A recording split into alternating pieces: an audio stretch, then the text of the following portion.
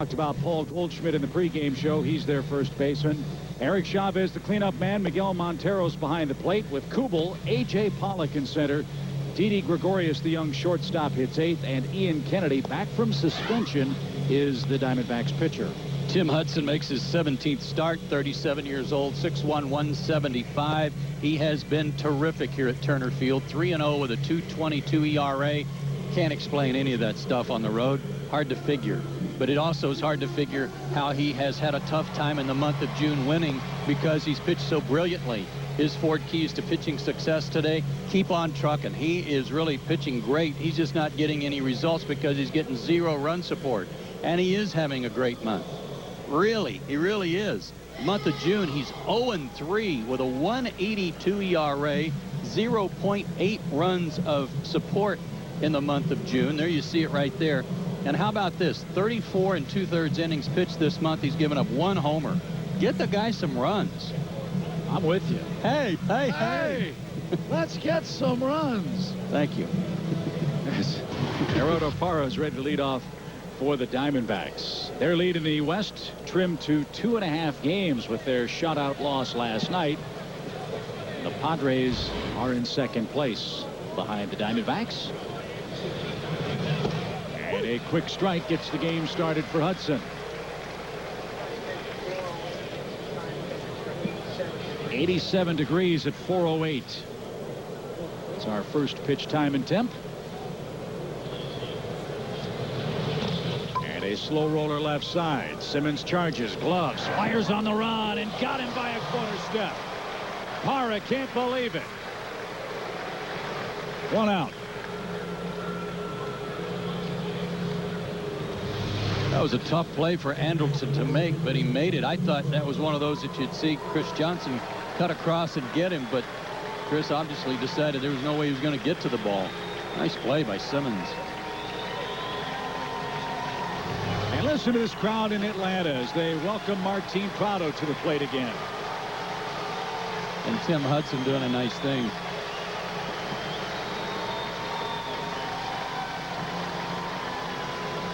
And give Martin credit, too. He didn't take the helmet off when he tipped his cap. He just touched the brim.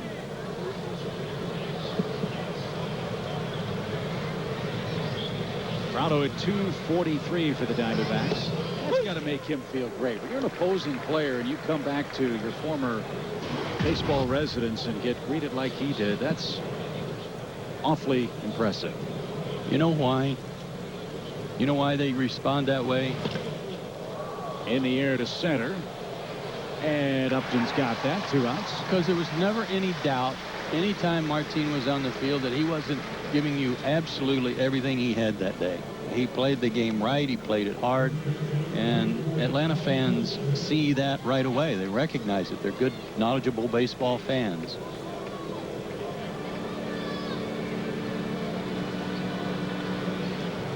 And Arizona very happy to have Martin Prado. They've locked him up to a well-deserved long-term contract. And he's hitting today in front of Paul Goldschmidt, the Diamondbacks' first baseman.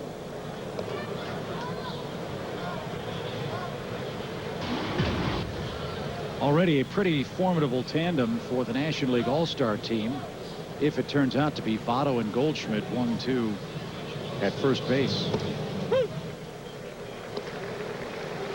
And there was a time just a couple short years ago that Arizona wasn't sure if this guy was going to be a franchise player for them. They were hot and heavy after Paul Konerko. In fact, Arizona placed a waiver claim on Konerko for the White Sox. And while the teams were trying to work out a deal, Chicago said, we want Goldschmidt in return. And Arizona said, we'll stick with the young player, and it's really worked out well for him. Sure has. That was a good decision. Another one of those. Sometimes the best trades are the ones you don't make. He's a good first baseman, too. And Tim missed low and outside. Goldschmidt walks. Tim looks in at Brian Onora and wants an explanation. 2-out walk. We heard a stat yesterday on Goldschmidt, and I don't know where you find such things, but that he has more 3 unassisted plays at first base by far over any other first baseman because he doesn't like to toss the ball to the pitcher. He said, why should I and risk a bad toss if I can beat the runner to the bag? Pretty smart. Eric Chavez, former teammate of Tim Hudson's with the A's. Eric was just activated off the disabled list yesterday, and his good fortune was bad news for former Brave Eric Hinsky, who was designated for assignment before the game started last night. Yeah, I hated that for Eric coming back to Atlanta himself.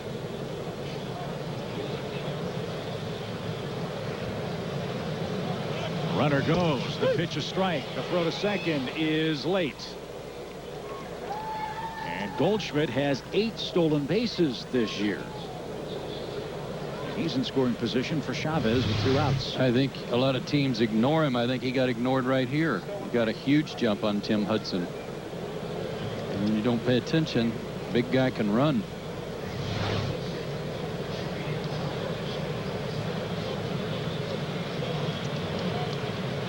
Arizona doesn't run much.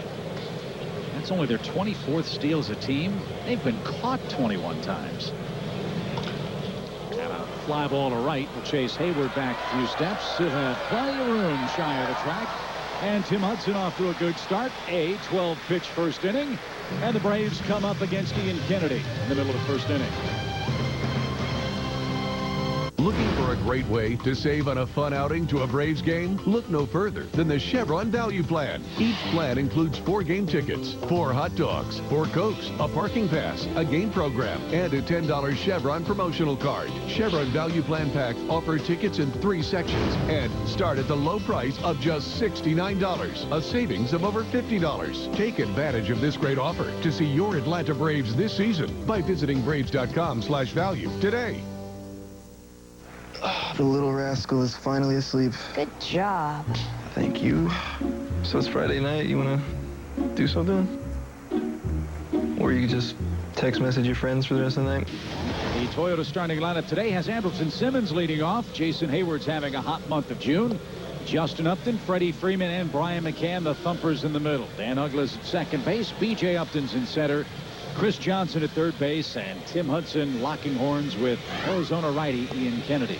Ian Kennedy's 28 years old, 6 feet 190 out of Huntington Beach, California, and University of Southern California. He makes his 15th start today, and he has been on the road a lot. 9 road starts. Today marks the 6th straight start for him on the road, where he's gone 1-1 and a 6.14 ERA over those 6 starts. His 4 keys to pitching success today, well, he's always been a guy that pitches inside, and it always gets him in trouble, it seems like, especially where the Los Angeles Dodgers are concerned. He has hit 8 batters this year so far, but that's one of the things that he has to do. And we just told you about him having to work on the road a lot. That's why he's given up a ton of home runs on the road. 14 in all, 11 away from Chase Field. Which is really weird because his home park is a great home run hitter's park. And so his first pitch since coming back from his 10-game suspension is a ball to Andrelton Simmons.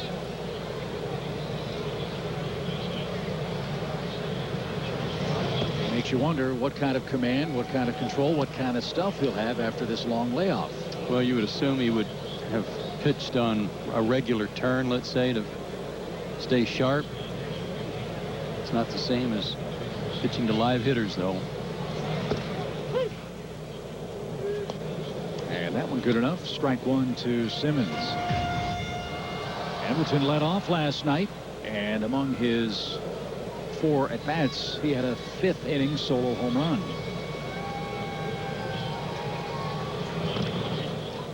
And a bouncing ball to third. Chavez loads up, and Goldschmidt the stretch. Andrelton's retired for the first out. Kennedy's a good pitcher and has been a good pitcher over the last 3 years or so for the Diamondbacks. Finished high in the voting for the Cy Young Award a couple of years ago. So this year at 3-4 and a 4.81 ERA. Not a whole lot unlike Tim Hudson in that his numbers are a little deceiving. Jason Heyward bats with the bases empty and 1 out. He brings a 3-game hit streak into play tonight. And like so many of these Diamondback starters, Joe, Kennedy is not a homegrown product. They acquired him via trade. Started in the Yankee organization.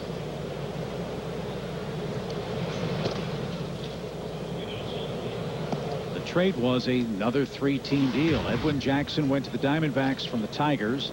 Max Scherzer and Daniel Schlereth went to Detroit. Curtis Granderson went to the Yankees, and Austin Jackson also ended up in Detroit.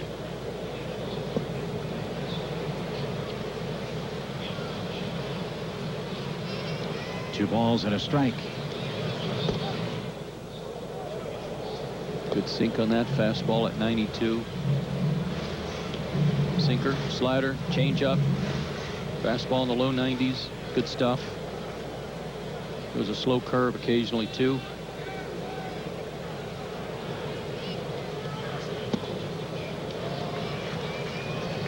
And he has his first full count of the day to Jason Heyward. Justin Upton's next.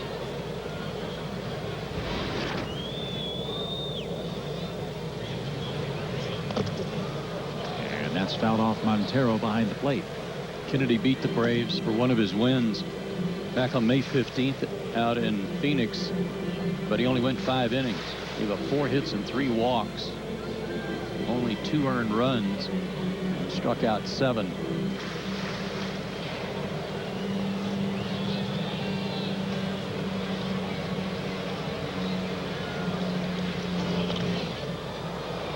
Fly ball left near the line. Chavez, Gregorius, and the third baseman and shortstop don't communicate, and the ball drops into foul ground. And you can see the shoulders of Kennedy slump as that play wasn't made. Got a little bit of breeze blowing that kept this from getting in the stands. It's pushing out toward right field, and it looked like Chavez was there, but he heard some footsteps and quit on it. Hard to tell if Gregorius called for it or not. But a break for Jason Heyward. Ruled no play, so no error. And a swing on the house for Heyward.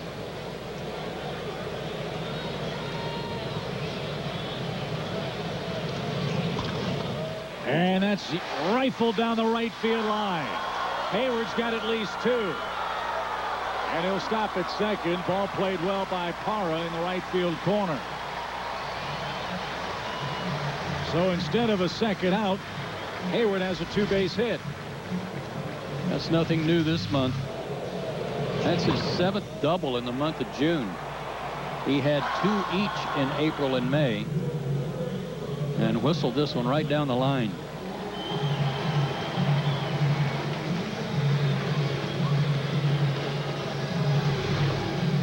An early run or 2 for T.Hudson would be fantastic. Oh, he'd be doing a Martin Prado dance in the dugout of some kind. And here's just the man to do it. Justin Upton. 3 hits in his last 3 games, a .242 mark.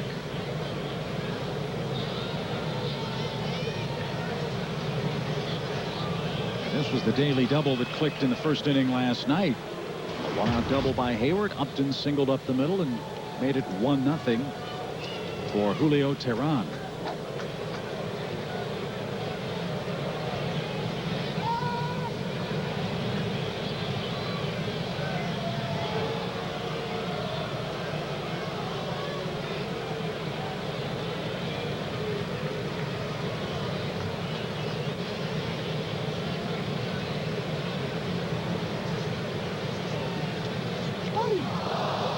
Upton got smoked. There's Kennedy pitching inside like you said he has to do, and he drilled Justin Upton with 1 out. Well, that didn't take long. That looked like that was right in the kidney.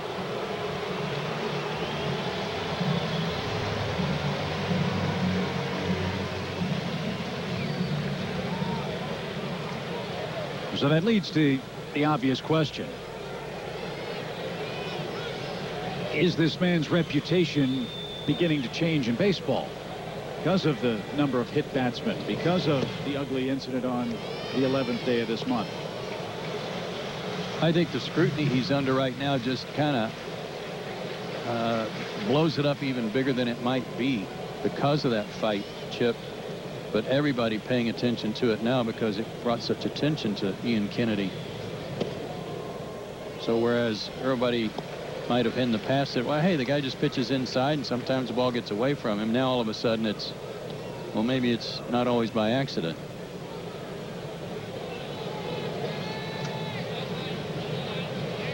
Two balls, no strikes. Heyward doubled. Justin, his former teammate in Arizona, the first man he hits in today's game. And that sets things up for Freddie Freeman, who loves hitting against the Diamondbacks.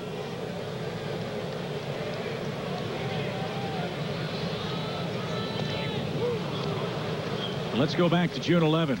This all started in the 6th inning when Kennedy grazed Puig. Then Montero was thrown at 3 times by Greinke. Then Kennedy hit Greinke in the bottom of the 7th inning, and for the second time the bench is cleared, and for the second time it got ugly. It sure did. Got way out of hand. And out of that incident there were 12 people suspended. Kennedy got 10 games.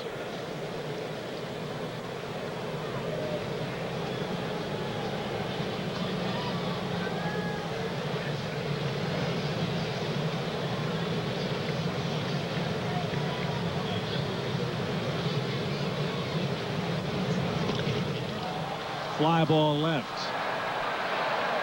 Kubel has plenty of room, and Freddie Freeman is the second out.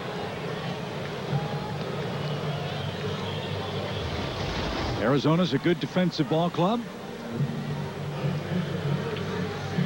And they've got Martin Prado in for Aaron Hill today. Again, Hill just back from injury, so Prado gets to play second base for the Diamondbacks. He started for them at third base in game 1.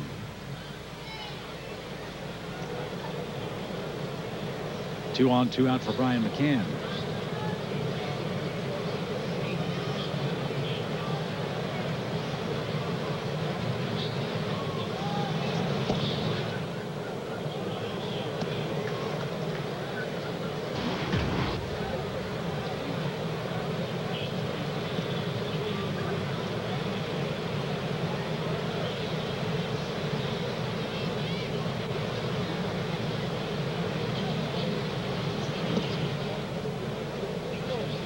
There were so many things to break down in that ball with the Dodgers. What I read, what most players took exception to, was the fact that the 2 hit batsmen, the pitches were up and above the shoulders. Right. Don Mattingly especially. Puig got hit in the nose, and Greinke up on the left shoulder. McCann rolls out to Prado at second, and the Braves are out of luck in the 1st inning. Interesting opening frame. Still no score as we head to a run of excellence.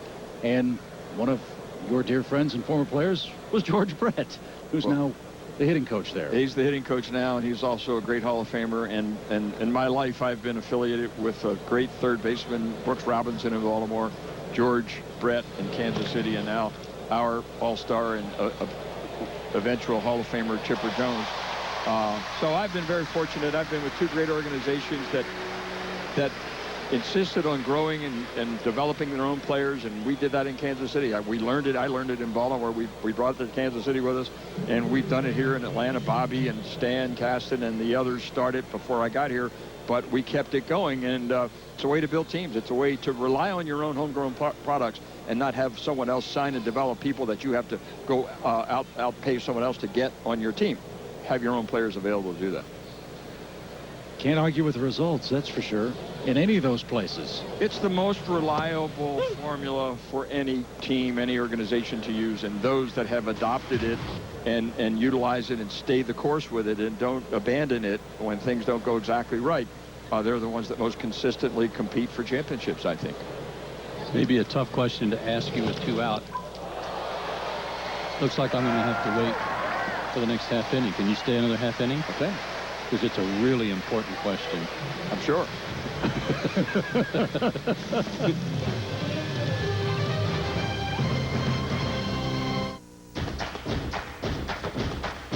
Wait a sec.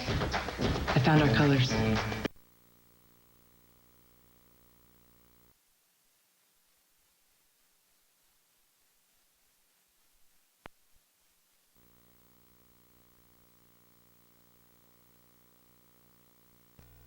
Let's go get you set up. We need brushes.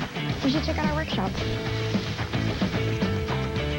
Push your color boundaries while staying well within your budget walls. I want to paint something else. More saving, more doing. That's the power of the Home Depot. Right now, get $5 off 1-gallon cans and $20 off 5-gallon buckets of select paints and stains. Oh, buddy.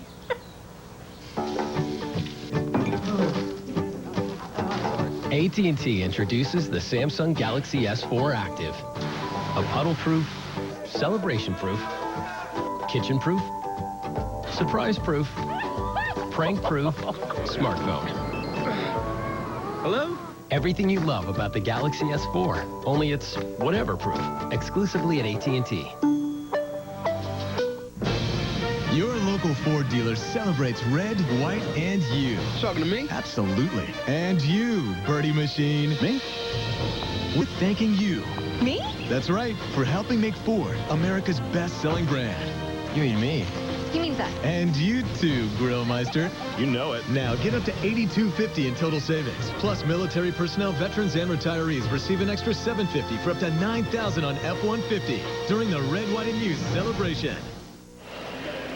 Bottom of the second inning, still no score. Hudson and Kennedy off to good starts today. All year long, Braves baseball on Fox Sports South is being presented by Academy Sports and Outdoors. The right stuff, the low price every day. Joe, you kept the audience on the edge of their seats during that last commercial break. What is this oh so important question? I don't think anybody even went to the refrigerator. But if they did, the question is, first, how do you like this team? 2013 team. I like our team. I said that in spring training.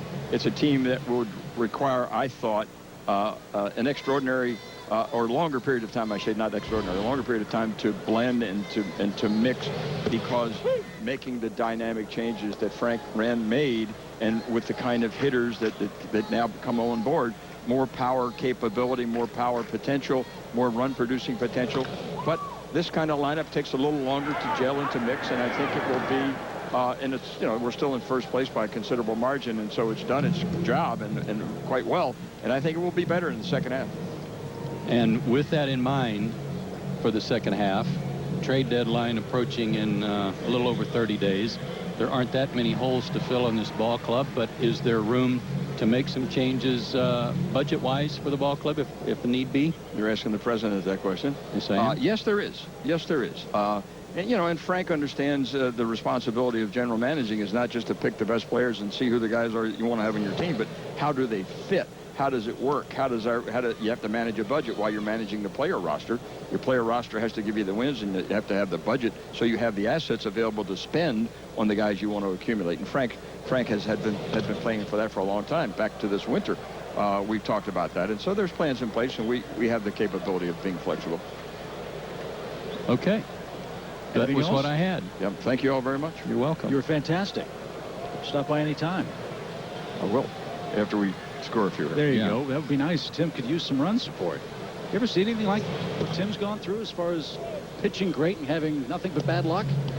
You know, I can't remember exactly, but I have. I've seen the bad luck pitcher. I've seen the guy that's had to wear it, so to speak, and not get the run support with a good offensive team. And Tim is experiencing it this year. But he's got broad shoulders, and he's a tough guy, and he's a veteran. He knows these things happen, and hopefully the cycle will balance out, and he'll start getting his run support over the rest of the year. 3 balls and a strike for B.J. Upton. And he'll take the walk with 1 out. Last night was a very special night in a lot of different ways, but one of the things that I enjoyed as much as anything, John, was the way our fans reacted when Chipper acknowledged Martin Prado. Wasn't that something? Yeah, I mean, Martin, everyone talks Martin is a favorite teammate of most everyone who's played with him. And for the years he was here Chipper was one of those guys that felt very strongly that way, and obviously the fans did too. And it was a nice acknowledgement on Chipper's part about how he personally felt about Martin. And Martin's a wonderful young man, and everybody likes him, and obviously the fans did too. Chris Johnson has a big cut and came up empty. Steve right one. Got some good news. Washington lost again. Mets beat them 5-1 today at Citi Field. That was Dylan G's start for the Mets. So at the moment, the Braves have a 6-game lead in the East. Chance to extend it to 6.5. They can beat Arizona today. We're going to see the Phillies a lot, the Marlins a lot, and the Nationals a lot after the All-Star break. As it should be. Playing in your division, it, right? Playing in your division head-to-head with the teams. You know, the Phillies perhaps aren't quite as where they want it to be, and the Nationals not either, but still we know they're going to be there at the end of the year. We're going to have to play them, and playing them heads up gives us an opportunity to make our mark and stand our ground and maybe even improve it. And the Marlins are playing better now too after they had that opportunity to mix and blend and to get their feet under them. So, you know, I don't think there's any easy teams in our division, so we're going to have our work cut out for us. Marlins got a couple of pitchers back that they had to start the season without, including that Nathan Eovaldi. Eovaldi's back, yep. And Jose Fernandez, a kid that we haven't seen, is compared to Matt Harvey of the Mets. Similar stuff. 1 ball, 1 strike for Chris Johnson. And he rifles a base hit in the left field. So 2 are on for T.Hudson with 1 out. And John, to the state of the game, I'm always excited to see the standings of different teams at or near the tops of their respective divisions. Pirates have a 1-game lead over the Cardinals in the National League Central. The Padres are 2.5 games behind Arizona in the West. Baltimore's only 3.5 behind Boston. Cleveland's 2 behind the Tigers. Kansas City's only 5.5 back. And somehow, someway, Oakland's only a half game out of first out west. Commissioner Seelig has a big smile on his face because he's been a proponent of parity and giving every team a chance and a fair hope, and the fans as well in each of those communities an opportunity to have a team that can legitimately battle for a division championship to get in the playoffs. And it seems as if that's beginning to happen more and more frequently. Those teams that have finished last are taking advantage of their drafting positions and being more aggressive in international signings and making better decisions in terms of the management of their organization and decisions about their team. So that's what baseball is. I mean, you know, you have to assume that everybody's smart and working hard and has a plan, and if they have a few bucks to spend as well, you're going to have a lot of competition. It's great to see. It really is fun to watch the standings change on a obviously daily basis, but from week to week you don't know who's in first and who's not. That's great. How do you like the game today, the way it's being played? And then I'll use the Braves as an example. A lot of power, a lot of strikeouts, but a team that can, you know, hit 5 home runs a game, but not the team, let's say, that as old timers, and I'll include us both in that role. Tim gets down the bunt, and it's perfect. Second and third one out. And you know what I'm talking about. A little more speed, base to base, baseball, advancing runners, hitting behind the Today's runners. game. You know, to shorten up your stroke, to put the ball in play. You know, I think those are still basic fundamentals, and you have to do those from time to time. But if you have a team that has a dynamic power component to it, you feel good about your chances of having that 3-run home run that turns a 1 or 2-run loss into a lead for you. And if you don't have that, you always have to be sure that those basic elements you're talking about, those fundamentals, are done perfectly all of the time to get the runners advanced, to get the guys on base. And so it's nice to have a power component. It makes the team look a little different, but I think it also gives you a little advantage. And again, I think as they mature and as they grow together well, they'll our team, to speak specifically about our team, the Braves, will be better. We have those guys that can do that. They can hit behind runners. We can advance there. We have some guys that are hurt now that we lost that, you know, we like to still have on our roster, but that's part of the game too. So I like what we have. I think we have a good blend of that, and it's nice to have guys that can pop the ball out of the ballpark for you. Hamilton did that last night. He'd love a single with 2 outs. And it's popped out of play foul. 1 ball, 1 strike. But it does, as it always seems to in this game, come down to pitching. And Joe and I talked about it before the game. The Atlanta Braves have the lowest ERA in the National League. Bullpen's been outstanding considering all the injuries, and even if they hadn't had them, it's a remarkable job that group has done. And the starting pitching's been fantastic too. It always comes down to pitching, and it's been, I started with the Orioles, and that was pitching centric. In Kansas City, we were pitching and speed centric, and we've been pitching centric here. But you have to have offense, you have to have players. We've got, we think, the right combination, but pitching is the start of it. And our starting pitchers have done a remarkable job. We lost two key bullpen pieces with the injuries to Venters and O'Flaherty, but guys have come in and filled that gap very, very well. And of course, we have a dynamic closer in Kimbrel. So it's pitching for us too, and it's pitching. Every team who will be at the end near a chance to win a division, you'll say, has better pitching than the teams they played against, I believe. This guy buzzes the tower more than Tom Cruise in Top Gun. I mean, he has already hit just enough, then he just sent Andrelton Simmons sprawling backward. Well, I said one of his keys to success is pitch inside ? Will he be willing to do that today after his 10-game suspension? I think he's answered that question. Seems like it. Well, there's one way to answer that. 3 balls and a strike. And he had a good cut. 3 balls, 2 strikes. Scoreless game. Braves again with 2 runners on and 2 out in the second. Simmons is fun to watch every day, isn't he? Oh, I love him. He's how about that? How about this? A major league game with 2 guys who were teammates on soccer teams and basketball teams in Curacao. Gregarious and Simmons, and it's a productive little island for baseball, Major League Baseball players. And a swing and a miss, and that retires the side. John, congratulations on what continues to be one of the best weekends for Braves fans everywhere. Thank you. And on the memorial. That's wonderful. Thank you. Thank you. Braves President John Schuerholz. We're through 2 and no score.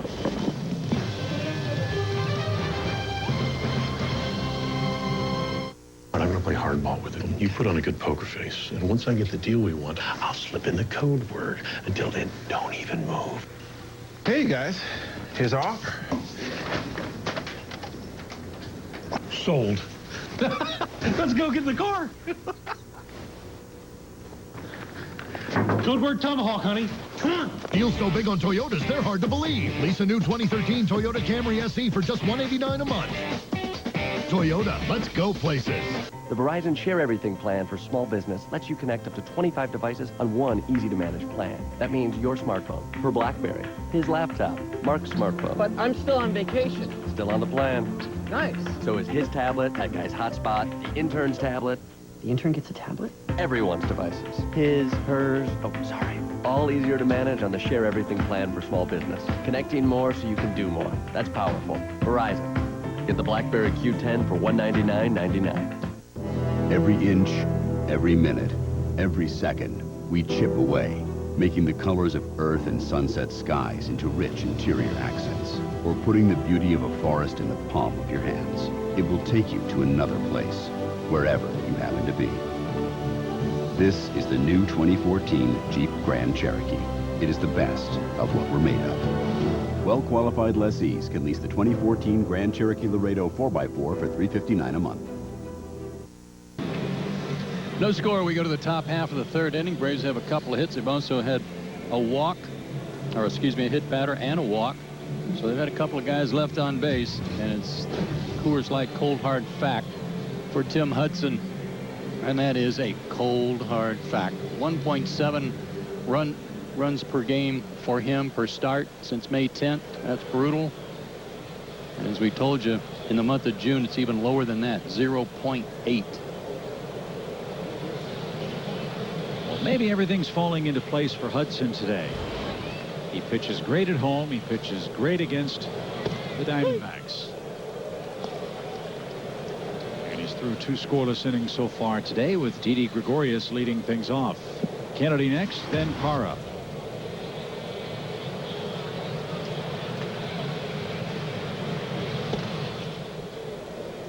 One ball, 1 strike.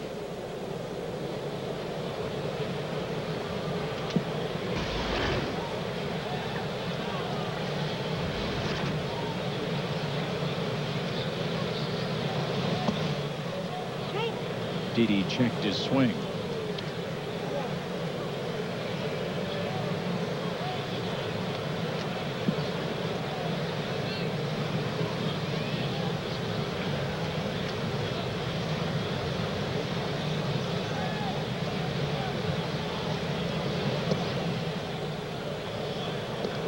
As we just said, Gregorius and Simmons from Curacao, they played baseball together and those other sports that Mr. Sherholtz just mentioned.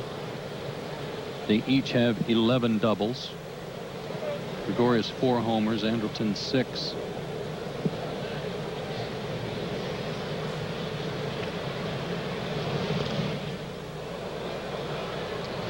Guys, the traditional sports, they've argued about who was the better player. Didi apparently was the better basketball player. Andrelton played short while Didi was moved to second when they were youngsters. But they agree on this. Andrelton is a better marbles player. That's right, they play marbles down in Curacao on the dirt. He said he started with about 3 or 4. But when you play marbles and you win, you collect the opponent's marbles, as Andrelton was telling me. He said, now I have a huge bag full of marbles back home because I dominated everybody at school and everybody in our neighborhood, including Didi Gregorius. So he obviously took his marbles and went home. You know, I want to know about that. I mean, what kind of marbles did they play with? I lost mine years ago. I don't know anything about it. Anybody could have asked me that about you. Curacao Marble Company is well renowned. Really? Yeah. Huh. CMC. But I've never heard of anybody playing marbles since, like, Leave It to Beaver. That's what surprised me. Yeah, but you got to have a good shooter. If you got a big shooter, you're in business.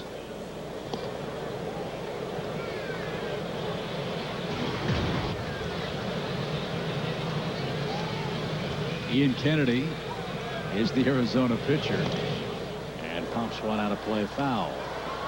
2 balls and a strike. Mets beat Washington. Dylan G got the win. Phillies play the Dodgers later on tonight out west. Boy, they pounded them last night, didn't they? Beat them bad. 16-1 was the final score last night. And Cliff Lee goes to the hill for the Phils tonight, looking for his 8th consecutive win. So as bad a luck as Cole Hamels has had for the Phillies, he's been the exact opposite. And that is, as I said last night, an intriguing team, if not a scary team, because of Hamels and Lee. They were hoping to get Carlos Zambrano, and he's having some shoulder discomfort in the minor leagues. I'm not overlooking those guys. I'm with you. Nobody else should. Hudson just walked his opposing pitcher, Ian Kennedy. Second walk for Tim. This one comes with 1 out. Another big celebration of baseball coming your way over the 4th of July week. We'll have not 1 but 2 nights of post-game fireworks next week. And on the 4th of July, enjoy a special post-game performance by Georgia's own Corey Smith. Go to Braves.com/tickets or call 800-745-3000 for tickets today.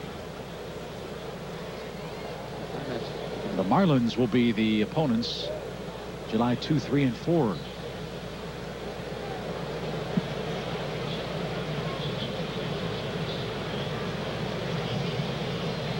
Here's Parra. Simmons made a good play to get him by a stride at first. He's got a good fastball today. He's been right around 90, 91, 92.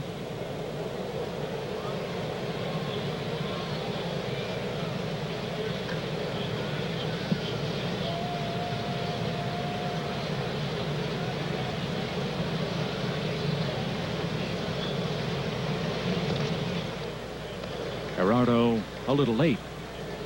No balls, 2 strikes. While much has been made of the Kennedy Dodger brawl, the genesis of it really involved Gerardo Parra. Back in September of 2011, he hit a home run against Clayton Kershaw, and the Dodgers thought he was showboating, dressed it up a little too much. And that's where a lot of the bad blood between the Dodgers and Diamondbacks began.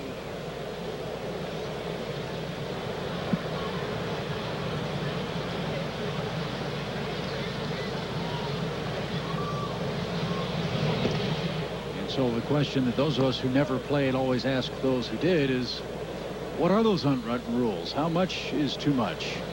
Can you pitch inside? Can you admire a home run? Well, that's been in existence since the game was created. People embarrassing or trying to show up another player. And anybody that tries to, I would say, abuse that unwritten rule, they're going to be reminded of it by somebody. And Parra's no different. And the other part of the June 11th date was, it was Miguel Montero who was in the batter's box. Greinke threw behind him once, missed, threw behind him a second time and missed, and then finally hit him with a third pitch. See, and I think Greinke should have been thrown out right there, and that would have solved a lot of problems. Well, there was a rookie umpire behind the plate, Clint Fagan, who was one of the fill-in umpires for a vacationing major league umpire. So that might have been one of the issues. That didn't help. With all due respect, I'm sure he's a very good umpire and was doing everything he knew to do, but after 3 attempts to hit Montero on the third one, I think that would have been enough for most umpires to say, you're gone. And that's the other unwritten rule. If you take your shot and you miss, do you get one shot and it's over? That's the fine print. Right. The if you miss part? Yeah. Yeah.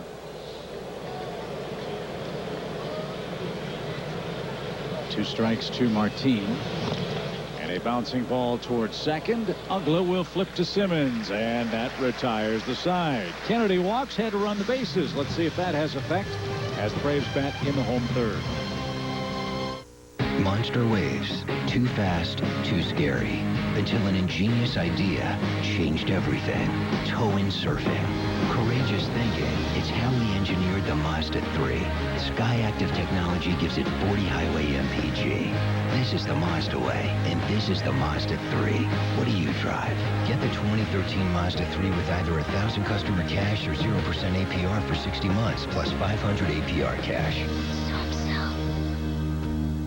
$99 a month. That's right, $99 a month for the 2012 North American Car of the Year, the Hyundai Elantra. 148 horsepower and an estimated 38 miles per gallon. Just $99 a month at Ed Boyle's Hyundai. Or try the sophisticated Hyundai Sonata, a top safety pick for 2012, now just $159 a month. And as always, get America's best warranty, 10 years, 100,000 miles. Only at Ed Boyle's Hyundai. I chose Landmark. If they do deals, the other guys just won't. Landmark is my dealer because of the giant selection. Landmark is #1 in the entire USA because they sell for less and give you more. Plus, they always have exactly what you want with more than 1,000 cars and trucks. For unbeatable deals and the best choices. Nobody beats the giant. Nobody. Visit landmarkdcj.com. Power up Fox Sports Game Connect now for a free interactive second screen experience. Track every play, monitor real-time stats, and access your social media. Fox Sports Game Connect, only on foxsportssouth.com. Presented by Chevron. Here we go to the bottom of the third inning. As we've said all weekend long, this is maybe the best weekend to be a Braves fan because the alumni are here and everybody in Braves country remembers Mr. Greg Olson.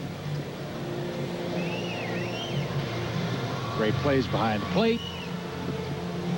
And another great fan favorite as you see Greg's 1990 through 93 career with the Atlanta Braves. Made the All-Star team. And look at what he did in postseason play. Always great to be joined by Greg Olson and some other guy. Some other guy. There's some other guy up here just crawled in here with me. You like the hat? I love the hat. Look in the camera and show everybody your hat. Look at that hat. That's a good hat. That's because I got Sweaty a little hair hat. up here and you have zero. Welcome back, Ole.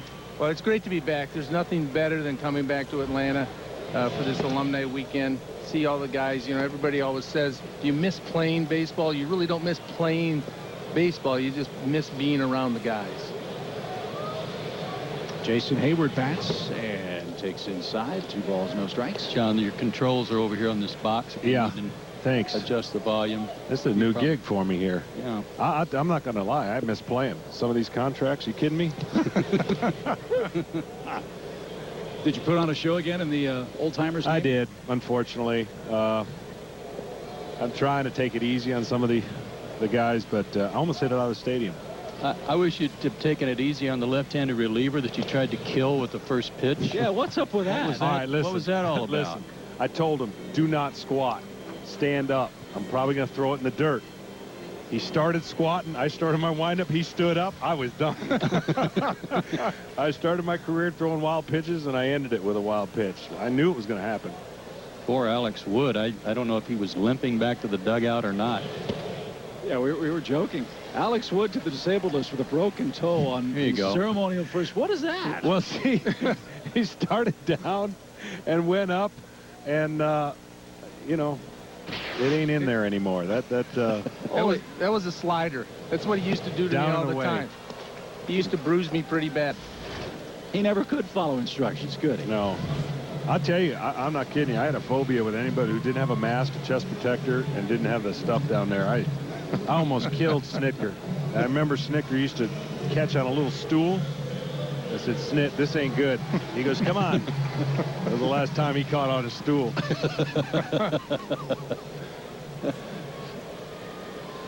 You guys, I know, proud of Chipper getting his number retired yesterday. It was a great ceremony and everything.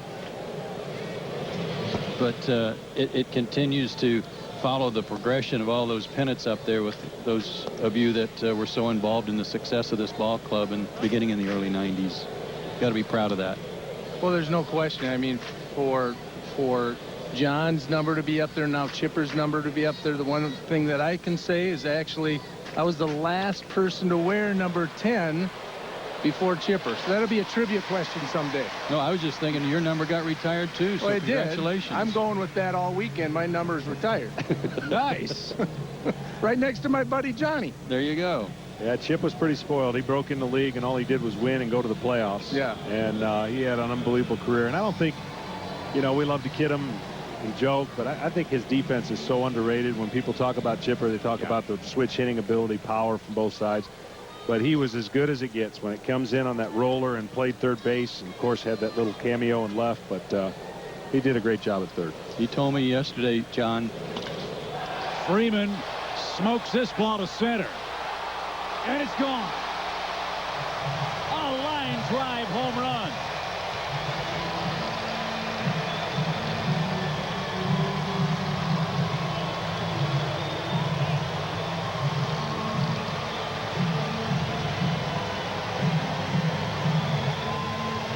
And at long last, T.Hudson finally has a lead. It's 2-0 in the third. I don't know how much you get to see him hit, Greg, but he is really solid. All over the ballpark. We were spoiled way back in the early 90s because TBS, you watch 130 games or what have you, so I don't see as much. But this whole Braves lineup can, at any time, score a lot of runs. They've been struggling lately, but it's always good to see the young guys come up like that. Kennedy's road homer woes continue. That's his 12th of 15 he's given up outside of his home ballpark. And Freeman, in our show of first baseman, strikes first today. Well, and another good thing, too, is that Upton came back and got himself a base hit after getting plunked his first time by Kennedy. That's a long, low drive right there. Brian McCann serves one the other way. That's going to get down and bounce off the track. McCann goes opposite field. And he's at second with one out. Finish that thought, John, though, about Chipper and his defense. The one thing I asked him about, was there anything left on the table that he didn't achieve? And he said, yeah, Gold Glove. Yeah, and I thought he'd really deserved one. He definitely did. I mean, you know, Chipper played when the third basemen were stacked. You know, I know some of his all-star snubs were because of that. You know, Freddie Freeman has got a little log jam at first base. He definitely deserves on the all-star team. So it's always an interesting mix on how certain years, certain positions take over. But I agree with you. I thought Chipper got snubbed a few times, and He just was an underrated defensive third baseman, and I hung my share of sliders, and he picked me up a lot of times. And Bobby Cox yesterday made a strong emphasis on how important, how great Chipper was as a third baseman, charging balls, making plays that were not average plays. They were great plays. Yeah, he said he always thought Brooks Robinson was the best at that play until he saw Chipper do it. One of my favorite looks at Chipper's all time was Glavine was playing for the Mets. He hit a swinging bunt down the third base line that I was determined to get. I barehanded it, threw it, ended up at third base when I threw it to first. And he was out, and he looked at me like, "Are you serious?" I'm standing right here. I said, that was Glavine. I was going to make that play the whole way. Downstairs to Dan Uggla, 1 ball, 1 strike. So when you guys get together, you obviously don't see each other every day. You join forces for these ceremonies and honors at Turner Field. Is it like you're 25 years old in the locker room again when you see guys for the first time in a year, 2 years or longer?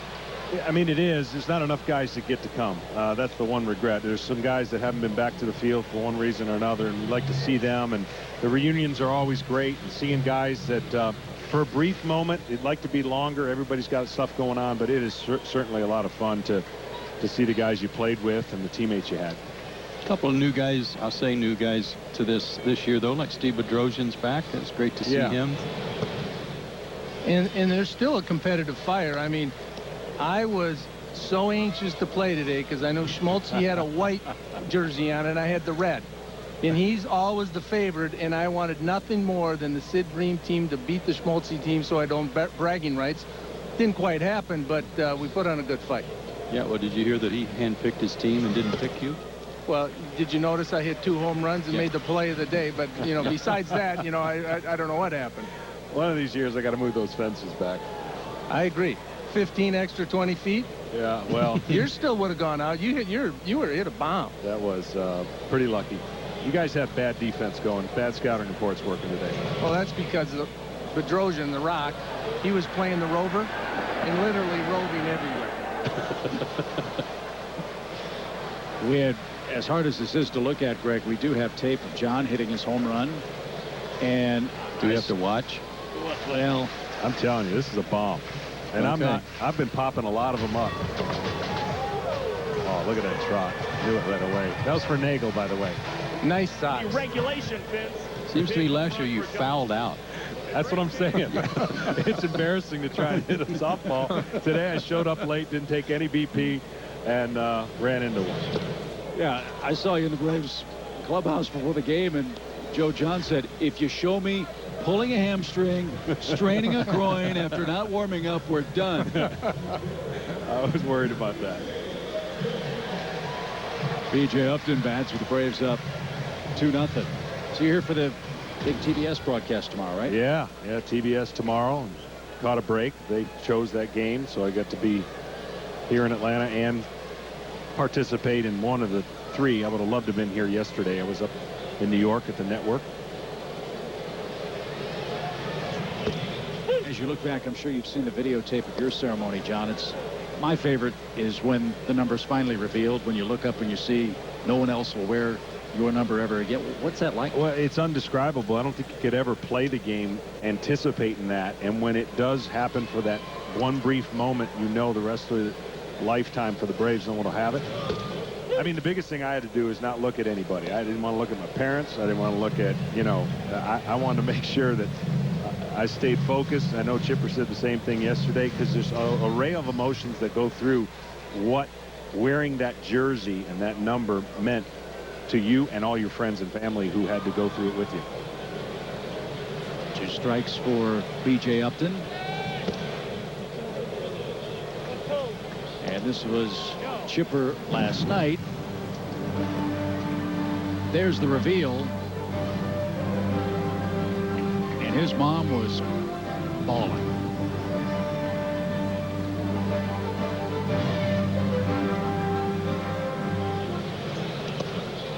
That one gets away from Montero.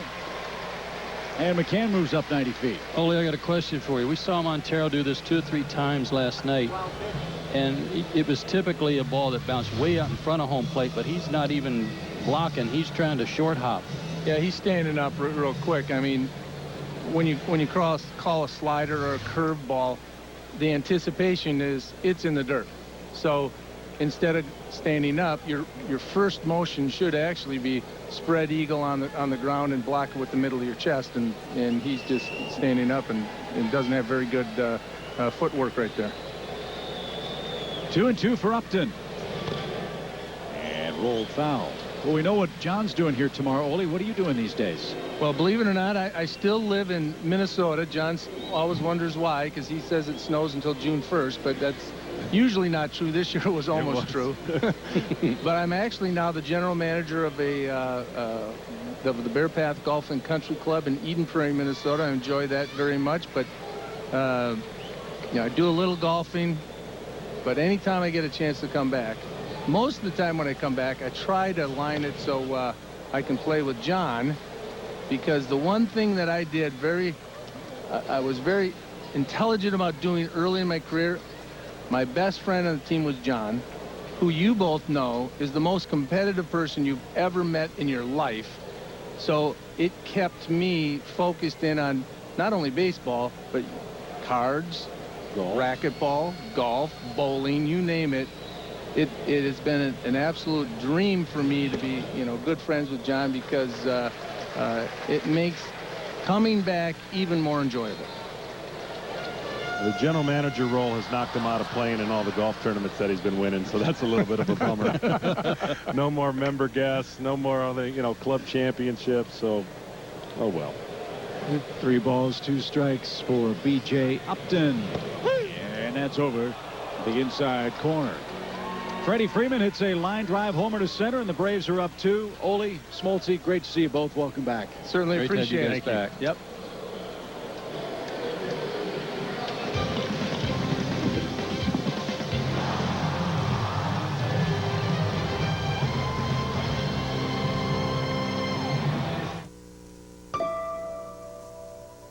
This is it. This is what matters.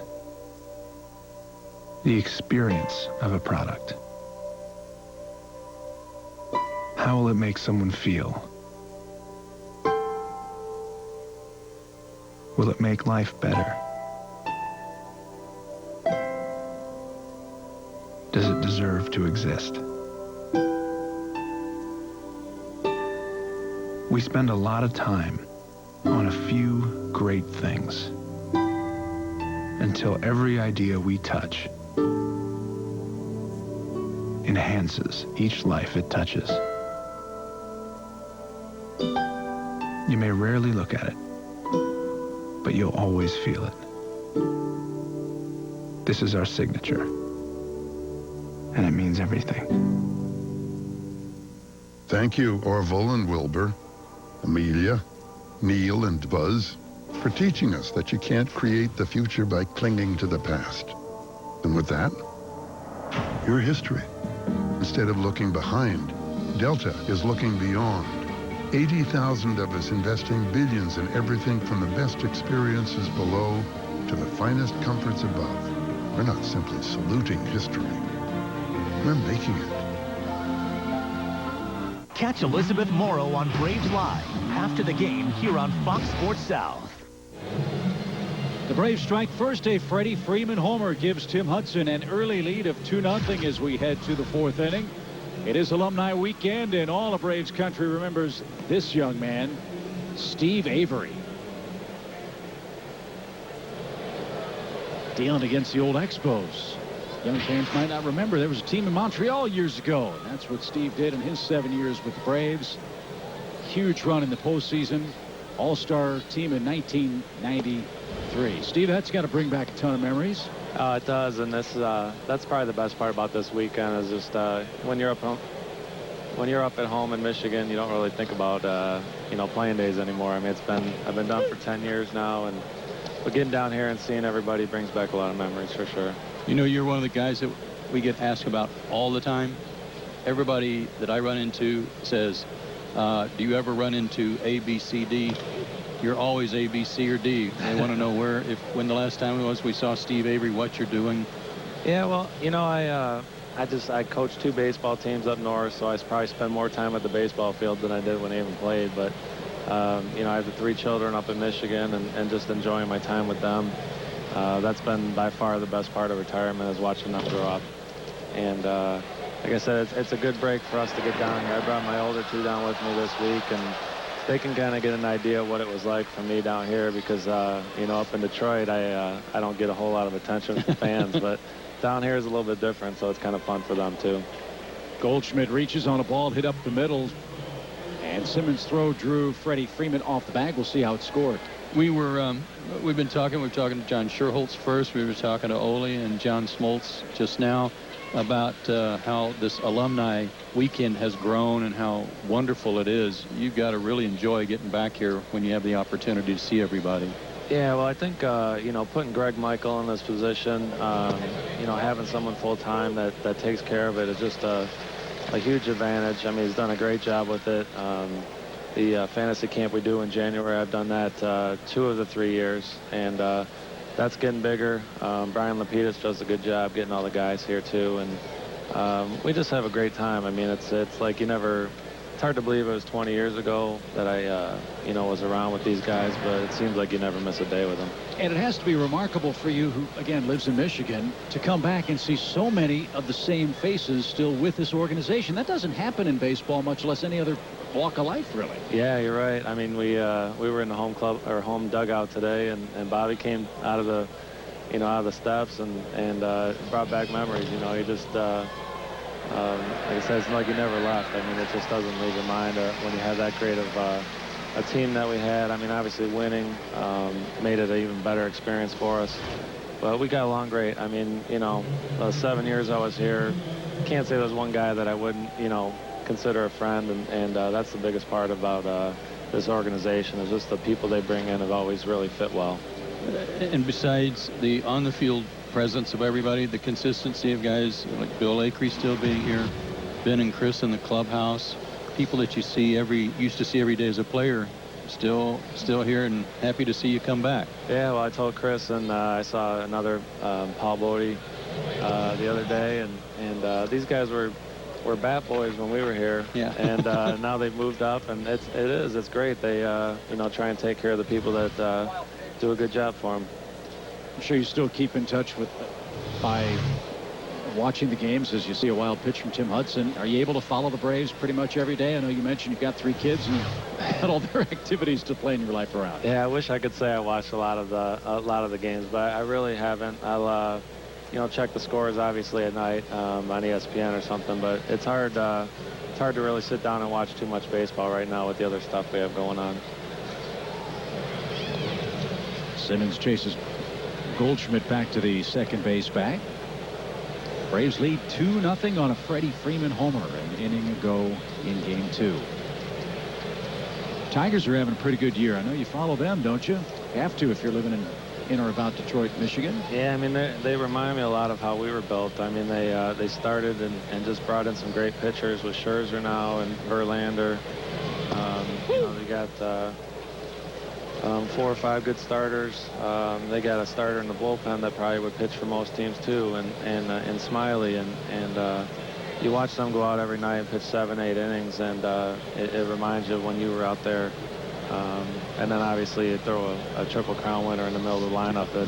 That's a pretty good problem to have. I was going to ask you, if you were pitching today, how would you pitch to Miguel Cabrera? Because nobody's figured it out yet. Yeah, I think I would probably pitch around him, but then you got Prince on deck, and you know, even after that, the lineup is solid. So I'm looking forward to a Braves and Tigers World Series. That's something that would be awesome for me. I think we'd like that too. I remember near the end of your career, but you were still pitching and talking to other people outside the Braves organization about you. And I remember, I'll never forget, Buddy Black, who's now the manager of the Padres, saying, when I brought Steve Avery's name up, he goes, "Oh, you mean the best wind-up in all of baseball history?" He loved the way you, your wind-up and the basics and the mechanics of your wind-up. Thought it was great. Yeah, well, I had a pretty good pitching coach at home. My dad, he pitched in the minor league, so that never hurts, And I was joking with Pete Smith's kids down there today, and told them it's too bad they don't have someone that can teach them how to pitch, But I mean, it's a huge advantage for kids, when they can, put their trust in their dad, and I'm sure that Pete's more than willing, and we all more than willing to work with our kids like that. 2 balls, 2 strikes, and down low to Montero. Here's that windup. This could be a shadow. It could just be like a player quiz shadow, and there's just no denying who that is. I actually got to hit off myself about the early 90s. They came out with the big screens, and the ball would shoot out of the hole. And I batted off myself one time, and I don't think that went too well. Line drive left field by Montero. That'll get down for a hit, and Goldschmidt will chug around third and score. Montero's going to head for second, and he'll make it on a slide. And the Diamondbacks have cut the lead in half. It's now a 2-1 score. And that wild pitch comes back to haunt Tim. Montero's 26th RBI, and did a nice job of going the other way. We saw Montero early in the season when he wasn't swinging well. He's batted about 300 here over the last 3 weeks or so. So Hudson now leads by a run with Kubel in the batter's box. Jason flied out his first and only time up. Wind starting to blow across the diamond from left to right. That's usually where the bad weather comes from. Hopefully it'll stay away. It's gotten dark too. And lights not coming on for Arizona here in the 4th inning. Here's a question for you. Maybe it's an unfair question, Steve, but it's your thoughts on the state of pitching in the game of baseball now as opposed to when you were working for the Braves. Well, I think they definitely put more emphasis on velocity. I think it's really tough for guys that don't throw 90 miles an hour to really get a chance, and that's a little bit of a shame. I think guys go out there, and a lot of people that maybe can really pitch in the minor league level, but maybe just don't quite throw as hard as a lot of guys aren't getting the opportunities. I think if you look at any bullpen and you see someone throw under 90 miles an hour, it'd be a real surprise. You're right. Another shot off the bat of Kubel into right field. Montero around third gets the green light. Heyward loads up. His throw to the plate is going to be late. And the Diamondbacks, with 3 hits here in the 4th inning, have tied the game 2-2. 25th RBI for Kubel. Looked like a breaking ball that Tim didn't locate where he wanted. He was having a little trouble with that back foot breaking ball in spring training. No, that wasn't a breaking ball. That was just something up. So his 2-0 lead short-lived. Arizona ties it, and A.J. Pollock, the center fielder, bats with Kubel at first.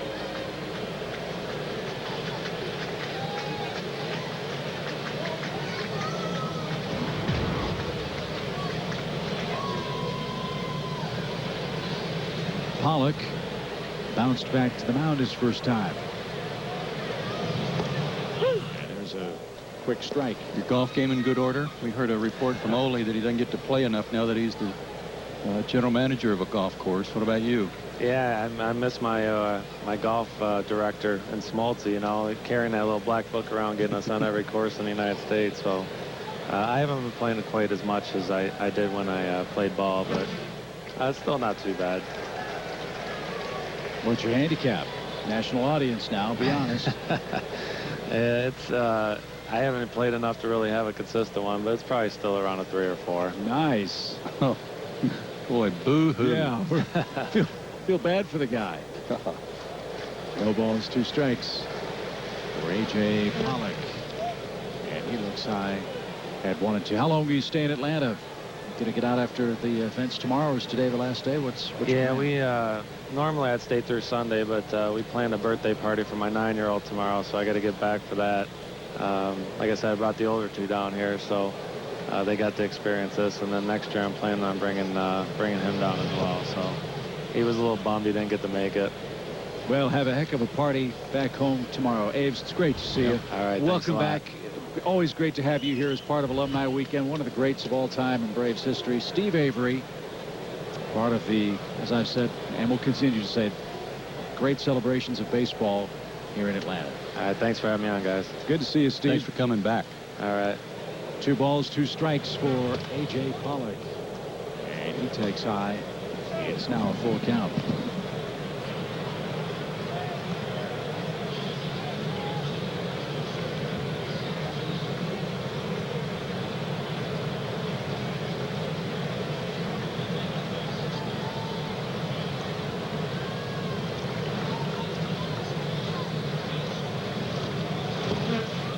That's outside. Hudson's command escaping him here in this 4th inning. That's 4 Arizona base runners. And now they have men at first and second with 1 out. Bottom part of the order, though, it's Didi Gregorius, the 8th place hitter, and their shortstop. 3rd walk for Hudson, and a visit for Roger McDowell, a chance for him to reset.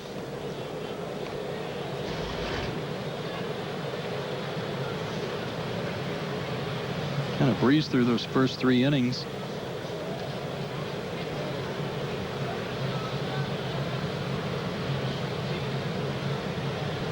But 21 of his 63 pitches have come in this frame.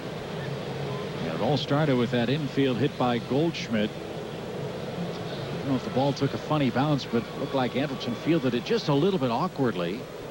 And then in his haste to get Goldschmidt, it was busting down the line through wide of first. His last start on the 22nd at Milwaukee, he got shut out again. But he also walked 4 guys. 3 of them, I mean, 1 was intentional, but there were still 4 walks, and already today 3 walks, none intentional. As all of a sudden the sun breaks through.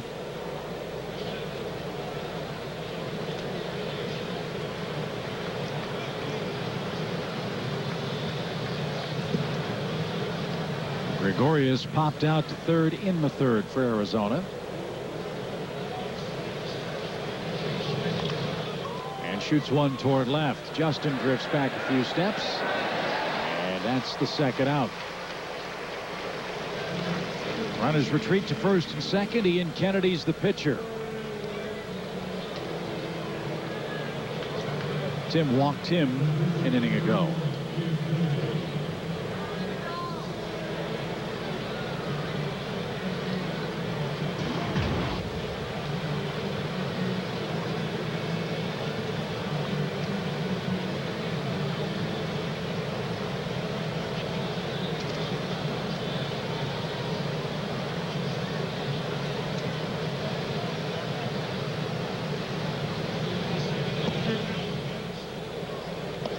One ball, no strikes.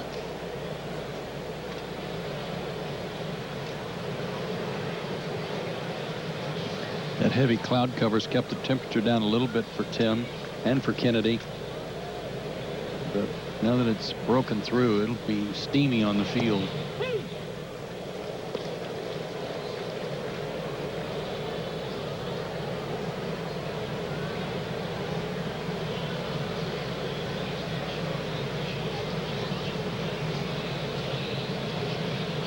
Beautiful look at downtown Atlanta as Kennedy finds himself behind in the count. 1 ball, 2 strikes.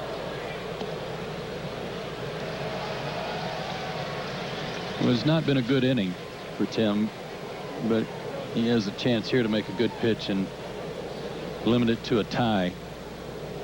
And he walked the pitcher the last time up, so certainly don't want that to happen again. So be aggressive and make him put the ball in play or strike him out. He does put it in play out to 2nd. It rolls up the arm of Uggla, but close enough for him to pick it up and retire the side. Montero doubled home a run. Kubel singled home a run. And the Diamondbacks in the 4th tie our game at 2.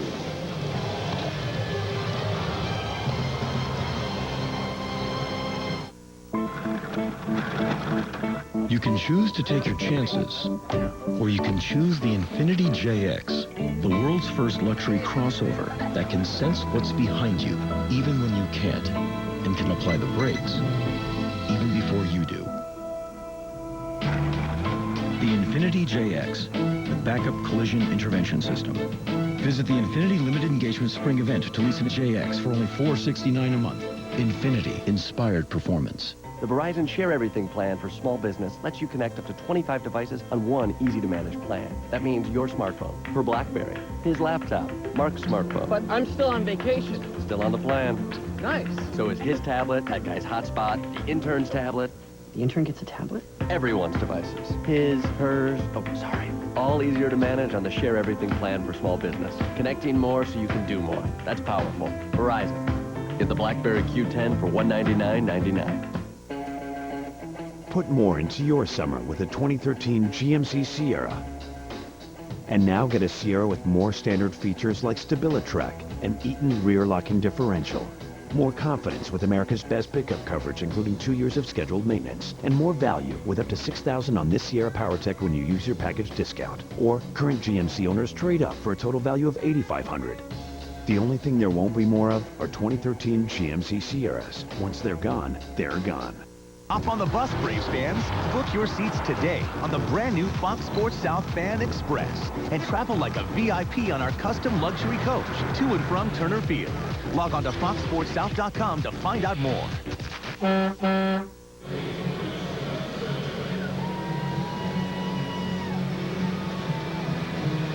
2-2's our score as we head to the bottom of the fourth inning. A look at our Blimpie game summary.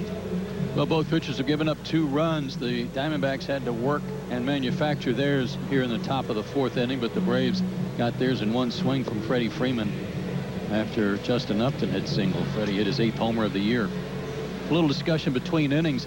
It was very dark here while the Diamondbacks were hitting in the top of the fourth inning, and Kirk Gibson came out to talk to Brian O'Nora, I think just to make sure that if the same thing happened again, that the lights would not come on now, because my understanding has always been that if they're not on by the beginning of an inning, you can't turn them on and give a home team an advantage by having the lights on in the bottom half. And the same thing applies in Arizona with the roof. Mm-hmm. If it's open at the start of the inning, it has to stay that way until the inning concludes. So Chris Johnson goes to work first for the Braves. He's the 8th place hitter. Then no rest for the weary T.Hudson, who had a very long top of the fourth inning. He'll bat next. A fly ball slicing away from Parra in right, but he makes the grab. And that's the first out. Nice plays. He's a good outfielder.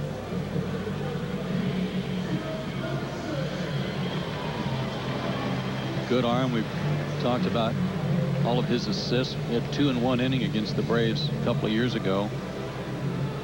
Home Depot tools from the dugout. These are nice tools to have. Most outfield assists since 2011. Alex Gordon, Jeff Francoeur at the top of the heap, and Gerardo Parra 5th on that list.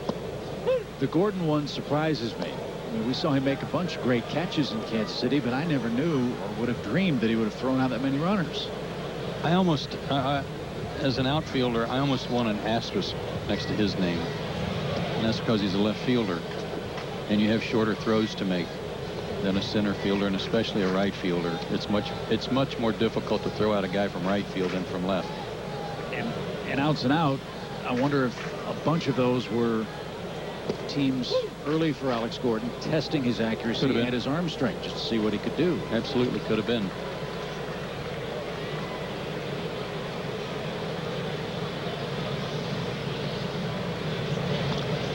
Hudson skies one to deep center.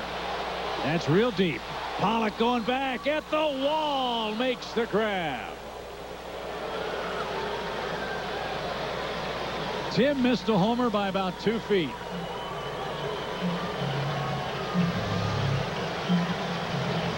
Breaking ball too, and he launched it. It's a good hand from the fans who appreciate his good work with the bat too. And while Pollock is making this play, we are told, well, the lights have come on, and that Kirk Gibson told the umpires it was okay with him if they did turn them on. So if he doesn't mind, then so be it. Braves will happily take the advantage if it works out that way. And so bright he had to put on his sunglasses. Here's Simmons. He pops one up. Martin Prado puts the squeeze on that, And it's 3 up, 3 down in the Atlanta fourth. Top of the Diamondbacks order comes up for inning number 5. Our score remains 2-2. There you go. All right. Good night. You too. I'm going to dream about that steak. I'm going to dream about that tiramisu. What a night, huh? But can the test drive be over now? Head back to the dealership. Oh, yeah. It's practically yours. Sorry. But we still need your signature. Volkswagen Sign and Drive is back, and it's never been easier to get a Passat. That's the power of German engineering. Get 0 down, 0 do-it signing, 0 deposit, and 0 first month's payment on any new Volkswagen. Visit VWDealer.com today. Today, we only need one thing on our minds. Security. Our customers depend on our innovation. They depend on our technology. They depend on our fast response. We will keep them safe, and we will deliver.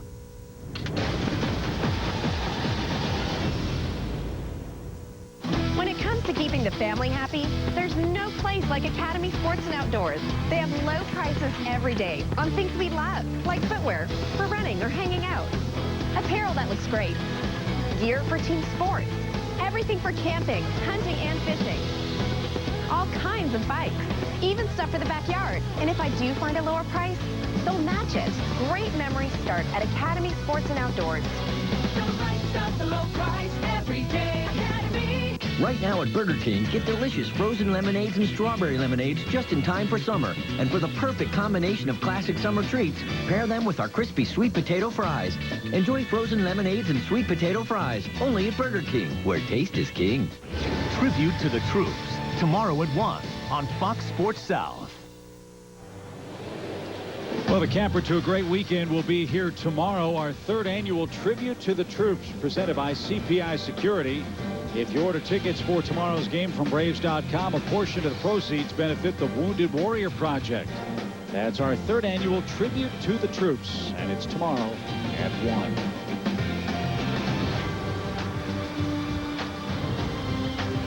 And that man, Freddie Gonzalez, is very, very heavily involved with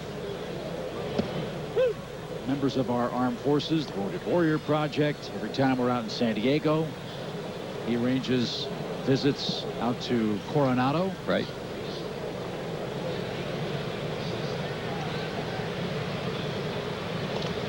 He's very actively involved in that.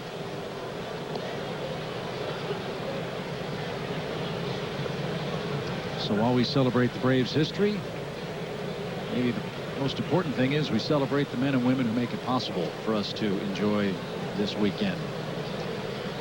And you see how you can find out more about it.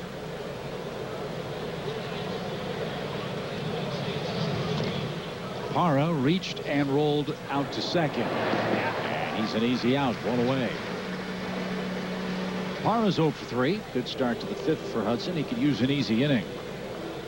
Martin Prado's the batter. He's 0 for 2.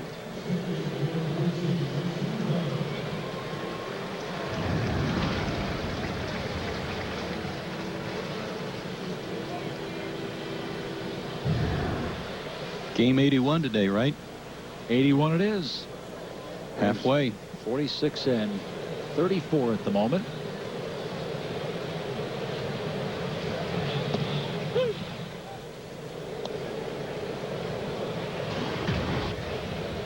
After 81 games last year, the Braves had 42 wins, 39 losses. They were in 3rd place and 6 games out of the lead.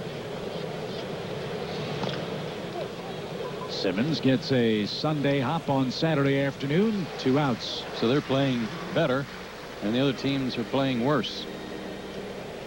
That's a good combination. You bet. I said last night, and I stand by this, the most exciting thing about this Braves club, I think, is to come, because as John Sherholtz said, this team offensively hasn't really gelled yet. It is loaded with power potential. It's loaded with offensive potential. And while you have to realize that potential at some point, if they put that together, just think how dynamic and explosive this offense could be for the Braves. Goldschmidt hits one deep to left, but the wind He's going to keep that in the ballpark. He hit that a ton. And a 6-pitch inning for T.Hudson earns him a 1-2-3 break heading to the bottom of the 5th inning. Heyward, Upton, and Freeman, our Delta Airlines on-deck trio. We're still tied 2-2. Well, ready to go look? So ready. Lots of options, huh? I can help you narrow it down. Okay. Thanks. This one's smudge-free. Smudge-free? Really? And this one beeps when you leave the door open.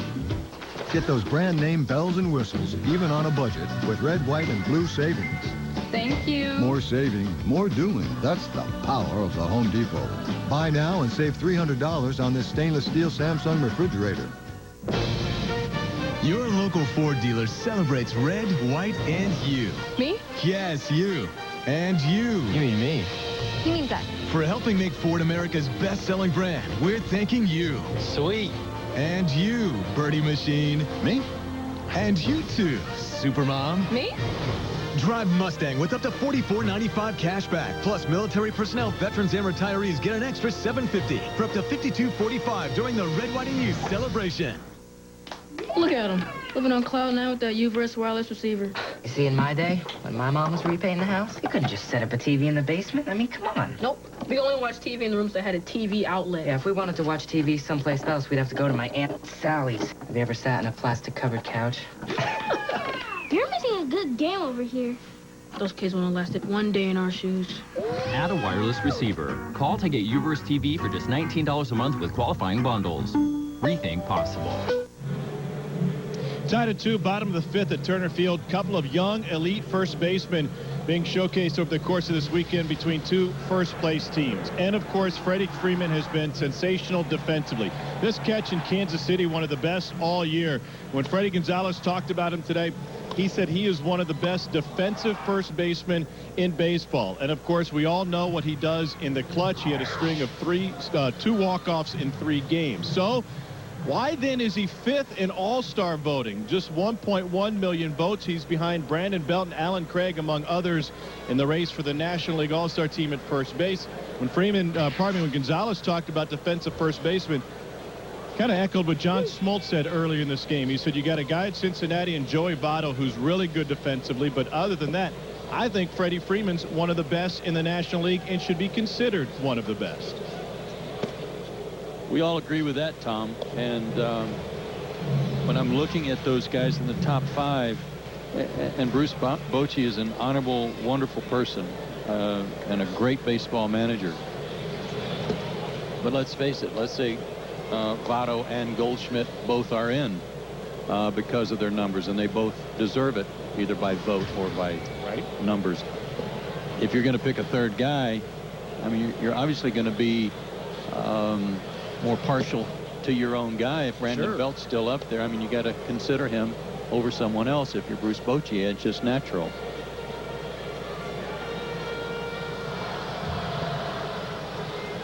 Points Freddie Gonzalez made today is how much better a good defensive first baseman makes the rest of your infield. And while we all know how great Andrelton Simmons is, there's no doubt that while he helps Andrelton, he certainly helps the other 2 spots on the infield. And he said that was a big key to this Braves team defensively over the course of the season. I think it's a great point.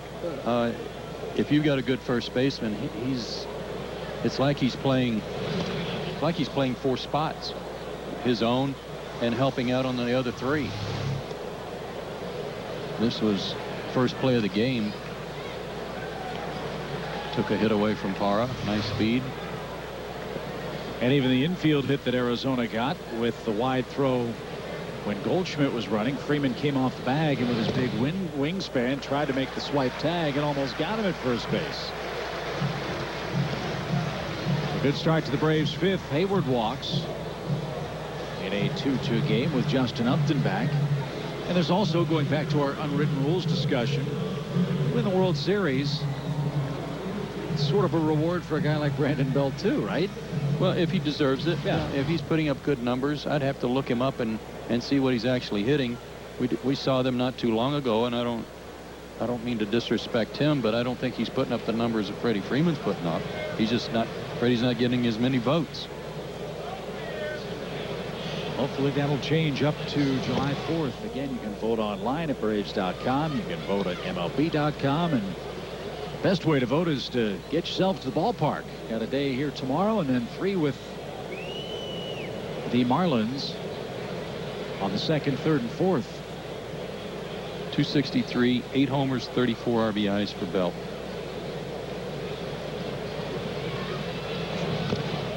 Roller foul, 1 ball, 1 strike. Freddie's hitting 40 points higher, 35 roughly.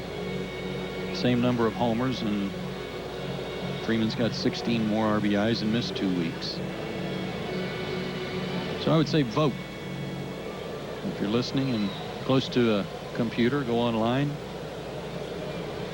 You can vote up to 25 times, I believe, in one day, up to July 4th. 1 ball, 1 strike for Upton.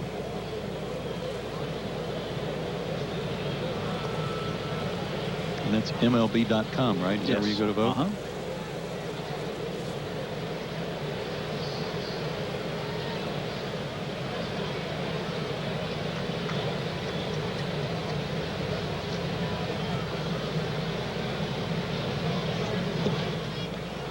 Kennedy finished that delivery a little awkwardly. 2 balls and a strike. Alan Craig's 4th in that voting. He's hitting .315. He's got 8 homers and he's got 62 RBIs, just 5 behind Goldschmidt. So he's very worthy too. And you know the Cardinals pack him in night after night in St. Louis.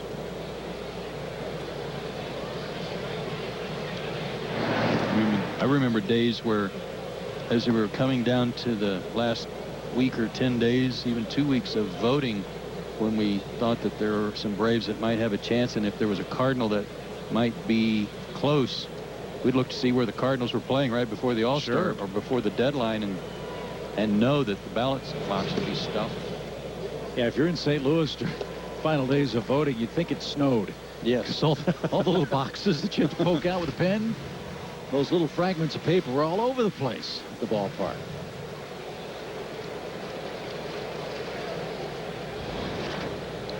Three balls and a strike.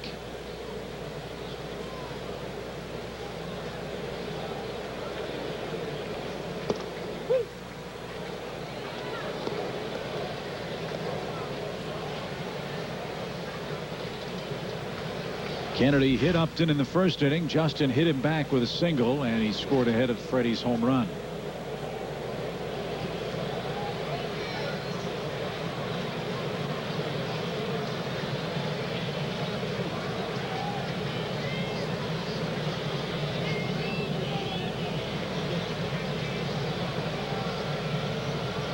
This is the first start for Kennedy after his 10-game suspension. And he's trying to snap a real weird streak for this Arizona starting staff. They have gone 20 games without a win by a starting pitcher. That's crazy for a first-place team. Popped up behind first. Goldschmidt, long run. Prado called him off, and Martin in foul ground made a terrific running play for the first out.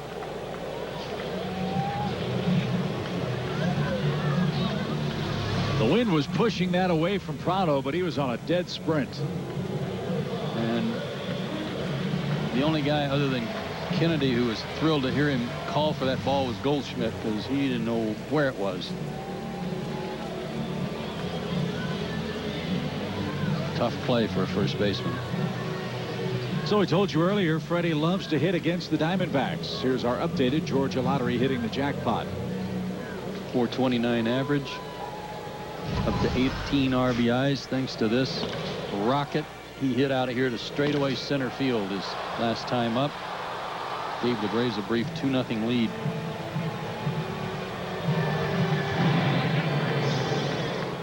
So Freeman on pace for 100 RBI a year. He's up to 50 now.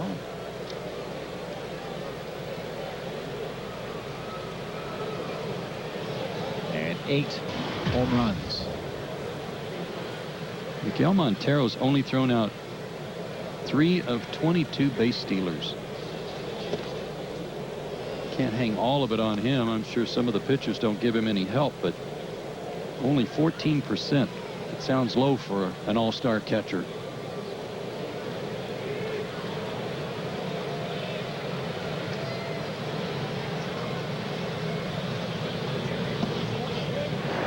throw to first and a close play. Jason back safely.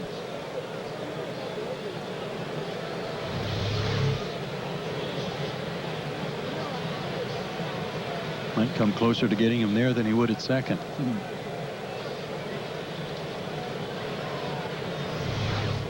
Don't want to take the bat out of Freddie's hand, so Jason's still at first. They'll pitch to him.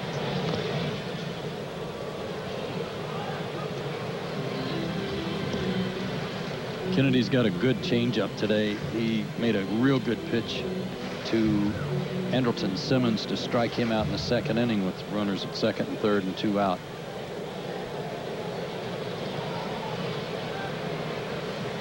Ninety pitches with 1 out in the 4th. And that's pulled into the seats foul.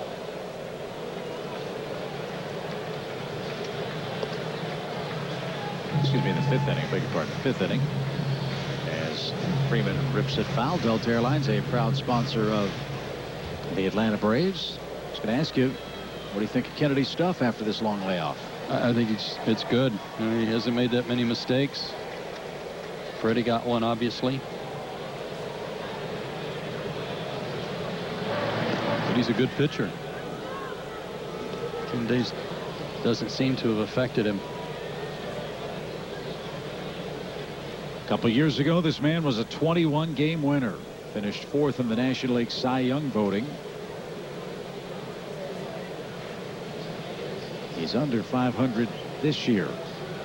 2 balls, 2 strikes.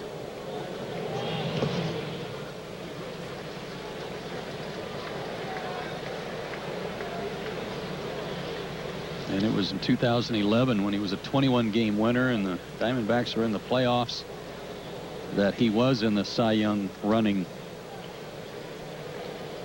What a year. 2.88 ERA. Kershaw, Halladay, and Lee were the men that finished ahead of him in the Cy Young voting that year. As Freeman takes a walk. 2nd walk of the inning, 3rd walk of the game, and it's all set up now for Brian McCann. It's good at bat, and it was those were 2 tough pitches to lay off. Kind of a slide step, kind of jumping at the hitter, which automatically makes a hitter react like he's got to speed up, and then he threw slow breaking balls off the slide step twice in a row, and Freeman able to lay off.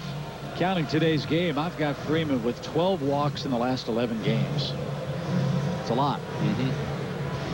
Pitching him exceedingly carefully as Will Harris grabs a baseball and starts to limber up in the Diamondbacks bullpen.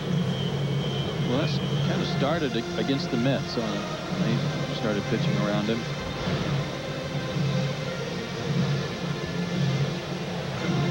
A rough and long 3rd inning for Kennedy on a muggy day. And now McCann greets him, and Brian's already doubled in today's play.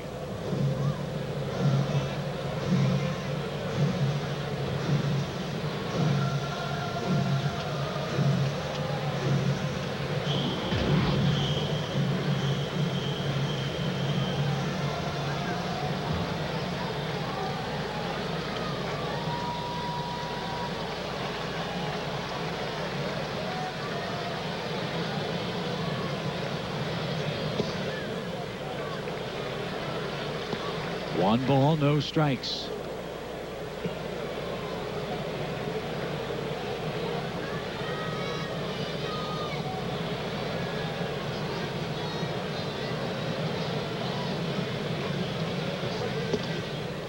The Braves today looking for their first hit with a runner in scoring position. They're 0 for 5 so far. Yeah, they had some great opportunities in the 1st and 2nd inning. Came up empty. That shadow beginning to crawl out there from the 3rd base line too. That'll get closer to the mound and make it harder for the hitters.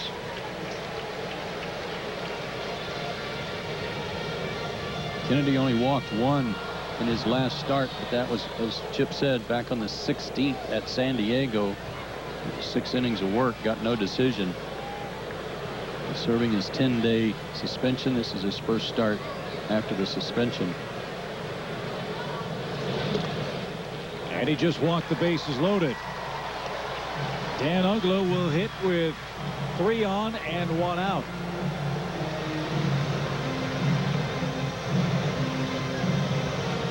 He knows Dan's a very aggressive hitter. He knows after striking him out in the 3rd inning, he knows that he'll fan on occasion. So he may make that. Well, he's not going to get a chance, is he? We're going to have to restructure that thought. Bases are full of Braves. Kennedy back into the left, headed toward the dugout in a 2-2 game. Bottom of the 5th inning. The little rascal is finally asleep. Good job. Thank you. So it's Friday night. You want to do something? Or you could just text message your friends for the rest of the night? I'm not texting. What are you doing? Just figuring out our Friday night. I'll go get the popcorn. Thank you. I love you. Buy any Samsung Galaxy mobile device and receive a $50 Best Buy gift card in the Samsung Experience Shop. Only at Best Buy stores nationwide.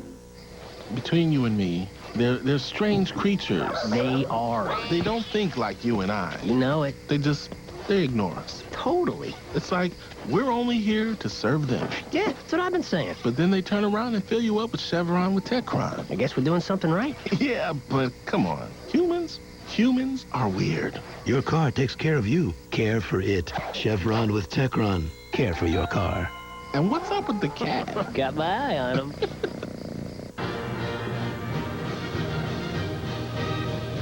Feel like celebrating? This July 4th, you're free to choose an innovative new Nissan to do it in. Get up to $1,000 holiday bonus cash on top of existing offers.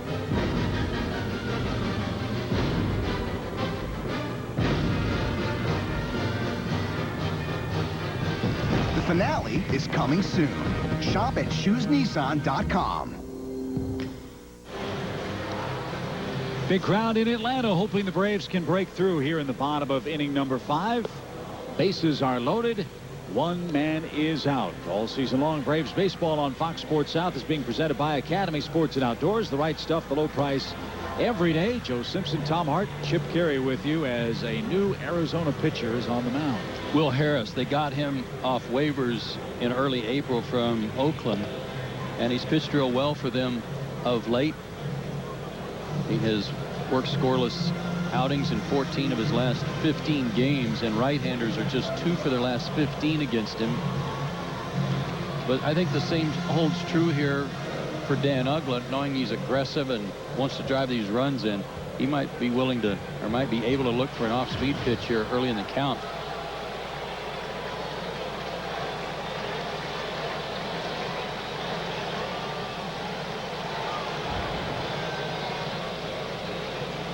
Dan Uggla with the bases loaded.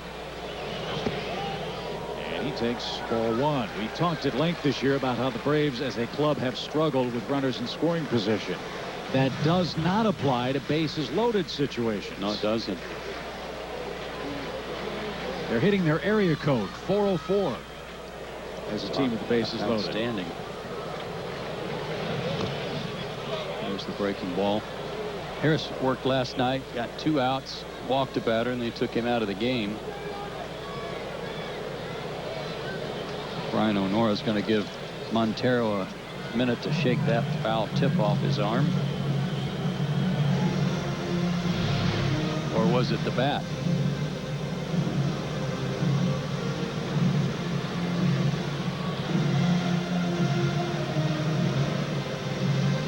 The bat caught him on the arm. Can't imagine how that hurt.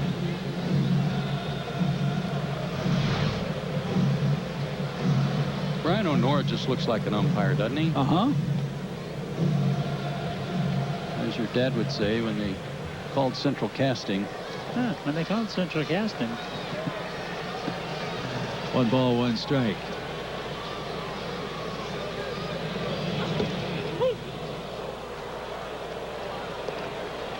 I like it when the umpire tells you right away what the pitch is. There's no guessing. There's no waiting.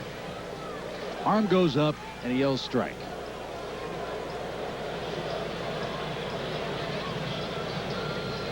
And a count 1-2 for Uggla.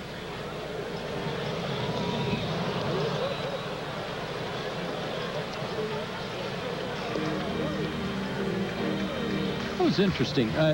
Usually on a real close foul tip like that, the umpire just reaches in his bag, pulls out another baseball. But on that foul tip, it went to the screen. Both Montero and the umpire both looked back like, where'd that go? That doesn't usually happen. The catcher reaches back for another ball. That's that. Good stop that time by Montero. As Greg Olson was saying, that looked like pretty good technique that time. Yeah, a little better mechanics there. Looked like he kind of, as Greg said, butterflied down on his shin guards to try to get in front of that one.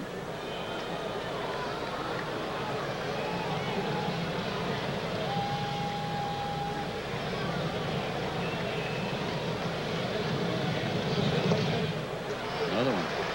And how about the at-bat for Uggla?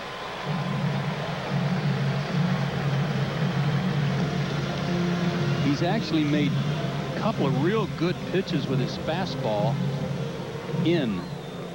One was a called strike. I don't know if you dare go in there again, but they were in a little bit off the plate. And downstairs, Uggla coaxes a bases-loaded walk. Fourth walk earned in the inning, and Atlanta's back in front. Charge that run to Kennedy.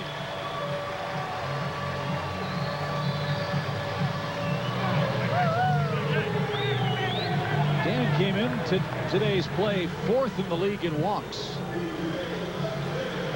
That was an RBI walk and a really good at bat after falling behind a ball and 2 strikes.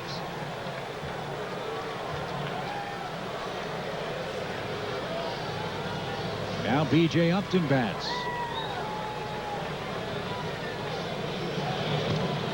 And has a good cut. It's fouled back, strike 1. One of the things about this team that you can't deny, Chip, is while they've racked up a lot of strikeouts and they've had their share of 3-pitch strikeouts, but they, as a rule, this lineup makes you work.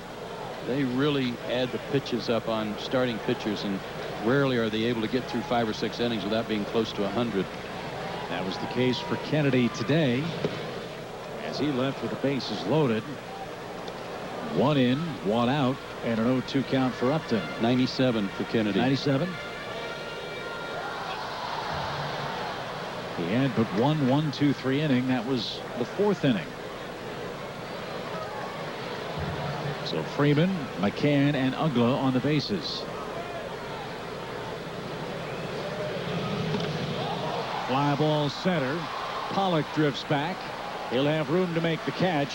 Tagging at third is Freeman. He's going to score. McCann moves up 2. Productive out for B.J. Upton. He put it in play and gets an RBI as a result. Yeah, on an 0-2 count. Cut down on his swing a little bit. And when he first hit it, I didn't know if it'd be deep enough. That ball really jumped.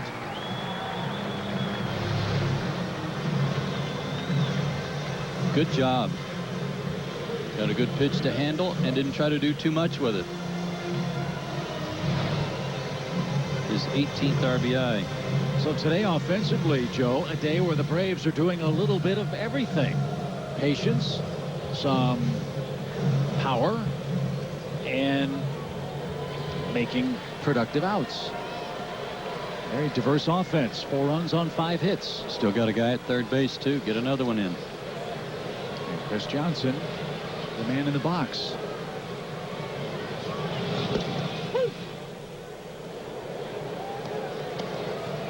With runners in scoring position and 2 outs, Johnson's been very productive. He's 7 for 23. That's a .304 mark. And he's a little late. Again 0-2.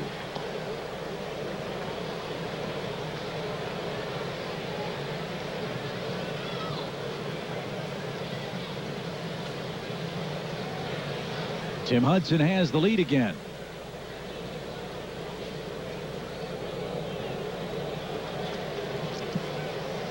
And Uggla with the bases loaded walk put the Braves up 3-2. B.J. Upton with a sac fly has made it 4-2.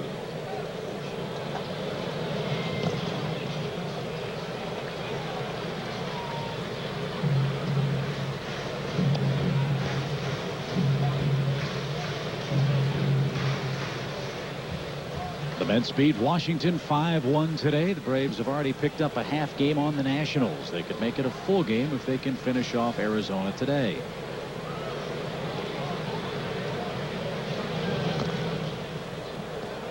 And that's ruled foul. Still 1-2.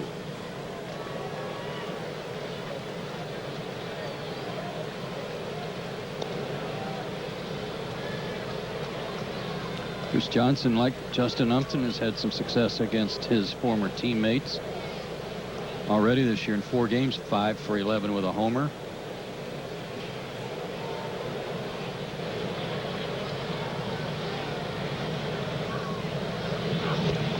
It's funny, we've talked so much about Justin Upton facing his former team. I know I've been remiss in talking about, hey, this is Chris Johnson's former team too. Mm-hmm.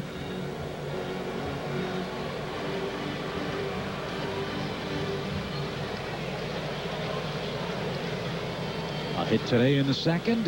He's battled back to an even count.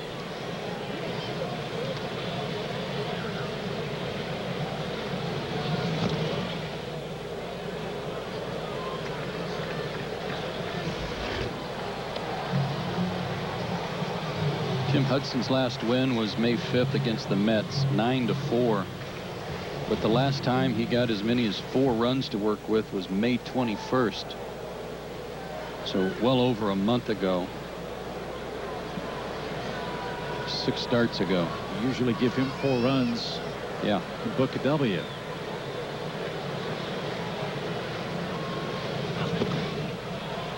And when you said the last time he got 4 runs, I was thinking Truman administration.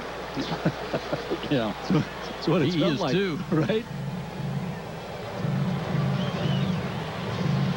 Well, as Tom Glavine likes to say, there's a base open, but it's not first base, and the pitcher's on deck. But Tim almost hit one out of here his last time up. Big breaking ball missed way high. Johnson didn't offer, and they're loaded again. That's 5 walks in the inning for Arizona's staff. Braves have scored 2 runs without benefit of a hit. Thank you very much.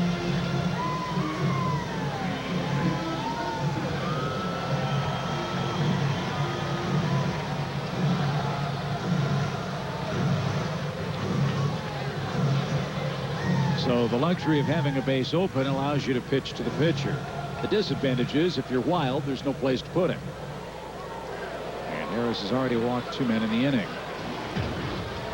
And he almost hit one out in the 4th, as Joe just said. So here's the first attempt. Strike 1.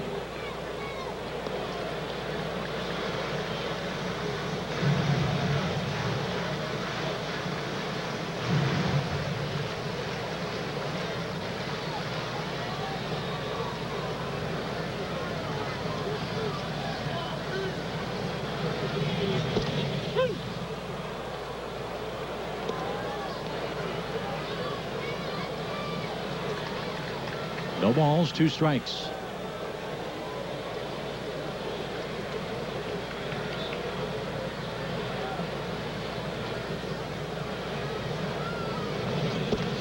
And the inning is over.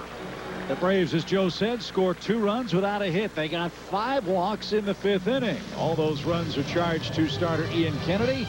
It's now a 4-2 Braves game going to the 6th. Celebrating success is an important part of the game. Not benefit of a hit, but Dan Uggla had a great at bat there in the bottom of the 5th inning that kind of helped put Braves on the board again with a bases loaded walk, and then the sacrifice fly by BJ added another run. So T.Hudson goes out needing another shutdown inning. His lifetime record is 156-6 in starts in which he's received support of 4 or more runs, and while he's still in the game. That is in play today, so you certainly like the chances. As our alumni weekend continues, everybody remembers Terry Harper. That bring back some memories, Terry? Yes, it does. I tell you, the slimmer Terry Harper, but I don't know. You look pretty good shape to me. Thank you very much. Now, you were one of the original homegrown Atlanta Braves. What was that experience like in the 80s playing for your hometown team? Well, I tell you, it was so good because my dad was a lifetime Braves fan, and I just remember him carrying that radio, that transistor radio around. You know, the games weren't on TV, and and he just be fussing when things don't go our way. No balls and a strike. Fun weekend for you guys all to get together again. Yeah, I think all the guys really enjoy this because, you know, you can kind of get back. I think you miss as much stuff that goes on in the clubhouse as you much stuff that goes on the field. So guys get back, and some of the old members come back, and guys get joking around. So it's a lot of fun. That's exactly what Greg Olson said. It's funny, isn't it? Now, the younger guys like me all remember the early 90s teams. But some have said, and I think there's a lot of justification to it, that some of the seeds of the Braves' success were planted by guys who played in the early 80s when Joe Torre was the manager here. What was it like playing for Joe Torre at the old ballpark? You know, Joe, he was always positive, and he was one of the first managers. I mean, he could just see the positive on anything. And I think that started breeding on into the players, and we start believing in ourselves, and the next thing you know, we start winning. So, you know, I think it was just his attitude, the way he went about things. And in '82, you didn't stop winning until your 14th game. Yeah, well, when we came out of spring training, we thought we could do it.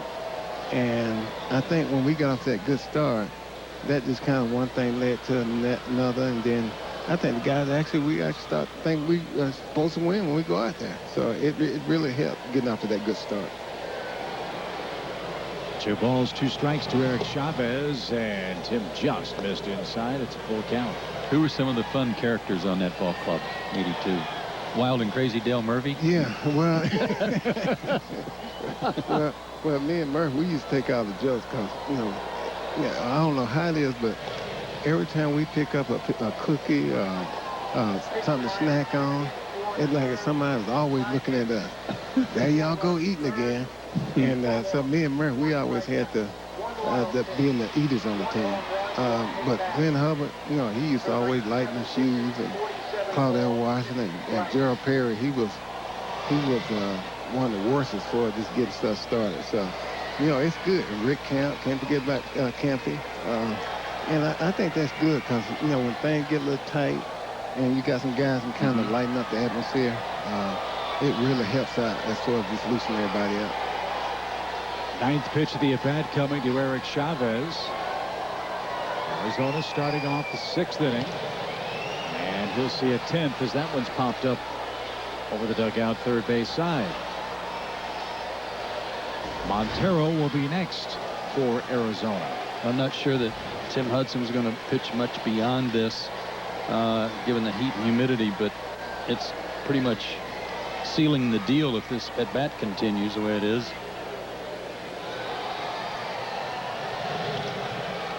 Soft fly ball to left. Upton broke back, comes in, and it's too late. Ball gets behind him, but Chavez will throw out an anchor and stop at first. A blue pit to left starts off inning number 6. Terry, you're an outfielder. That's got to feel awful. No man's land on a swing like that. Yeah, well, you know, when you that ball, you know, it looked like he hit it good, like he hit off the end of the bat. And so sometimes that tells you that, oh, they hit that ball pretty good. So the first instinct is break back. And then by the time you get back, it's too late. So that's pretty bad feeling right there. That and the fact that they're hitting in the shadow, too. It's sometimes a little harder to pick the ball up off the bat in that shadow. Yes, it makes it real tough. So, and then the shirts. The balls come out these shirts in the stands. It had to be fun hitting at the old ballpark, huh?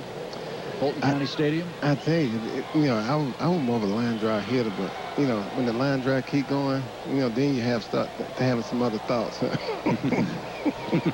best year of the Braves, 85. You hit 17, drove in 72 that year, the 85 club. Well, hitting is about confidence, and when you get out to a good start, I think it just kind of leads to good things, and I think that's what happened to me that year. And then you had a chance to play baseball in Japan when your Atlanta Braves career was over. What was that experience like, going from the major leagues to the Japanese major leagues? You know, it was, I thought it was a great experience because the people were just, I mean, they just so nice. I was over there the same time Mike Tyson was there. And Mike Tyson said, you know, these people are here so nice, they about to make me nice. And I know I'm not a nice guy.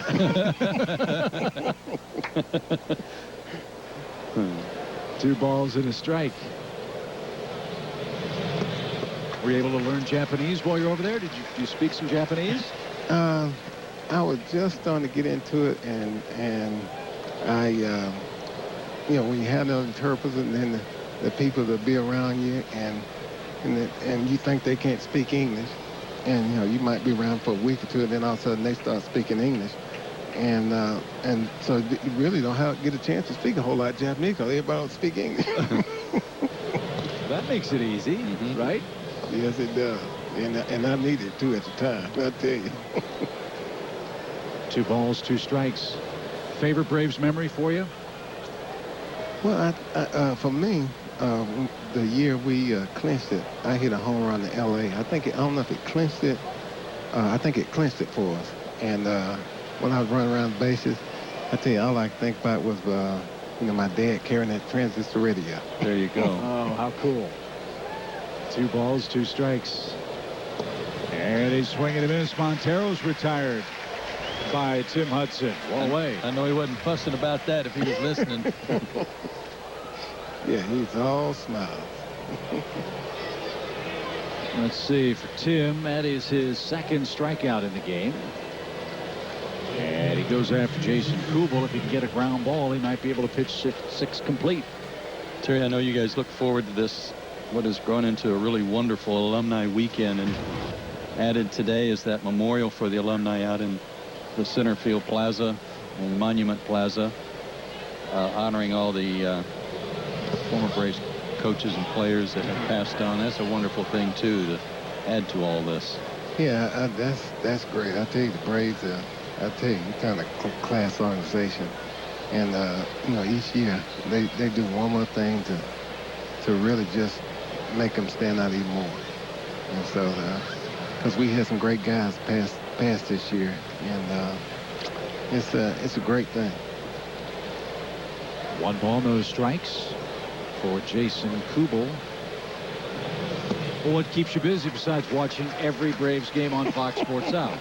Yeah, I tell you, between myself coaching and I like to see young kids progress, and I really don't even have to have the best kid. I just like to see the you know, the guy just getting better. And so between that and then going home watching the Braves game, I tell you, my wife, she about to kick me out the house. Yeah. Enough baseball, huh? Yeah, too much baseball. Well, it's always great to have you here at the ballpark. Don't be a stranger. Come anytime. Thank you very much. The pride of Douglasville and Douglas County High School. The great Terry Harper played with the Braves here in the 1980s. He would have hit a ton of home runs in this ballpark, too, with that line drive stroke, the way it carries out. Yeah, I tell you. Whew. What a beautiful ballpark, I tell you.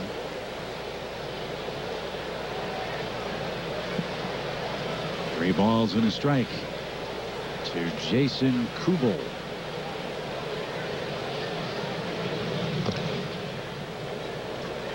And now full count. We'll wrap up the series here tomorrow afternoon. First pitch at 1:35. Trevor Cahill will pitch for Arizona. Paul Maholm will go for the Braves. And it's the third annual tribute to the Troops Day at Turner Field as well. Yeah, remember, tomorrow's start, 1:35. Yes. Those of you planning to come. Bouncing ball to first. Freeman's going to get the lead runner, and the throw back, not in time. Wow.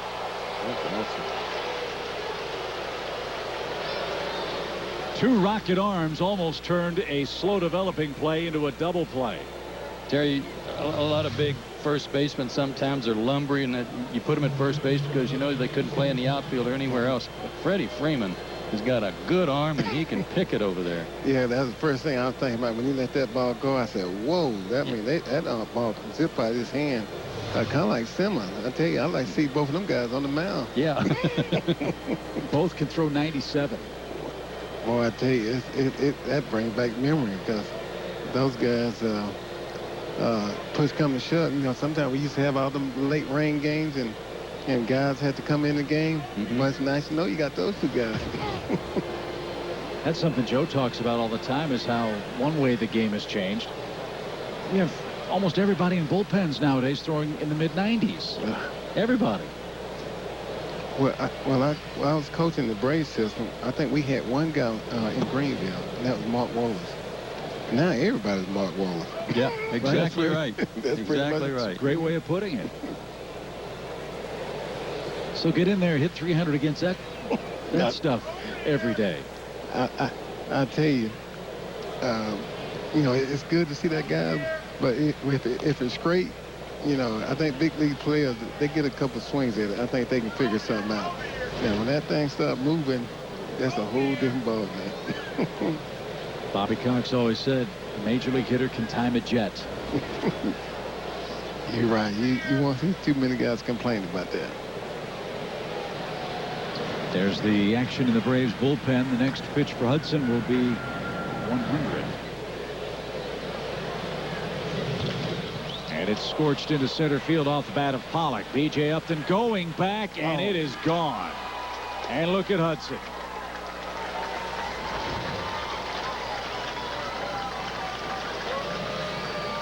A.J. Pollock ties the game with 2 outs. Man, oh man, he'd got through Montero, got through Kubel, get to the bottom of the order, and Pollock is the guy.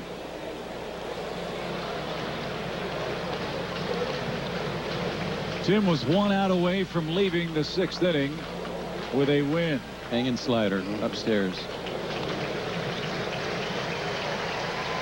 Big pat on the back for Tim Hudson. He'll depart in a tie game now. Terry, again, great to see you. Thanks for joining us. We look forward to seeing you for Alumni Weekend next year, and hopefully many more times in between.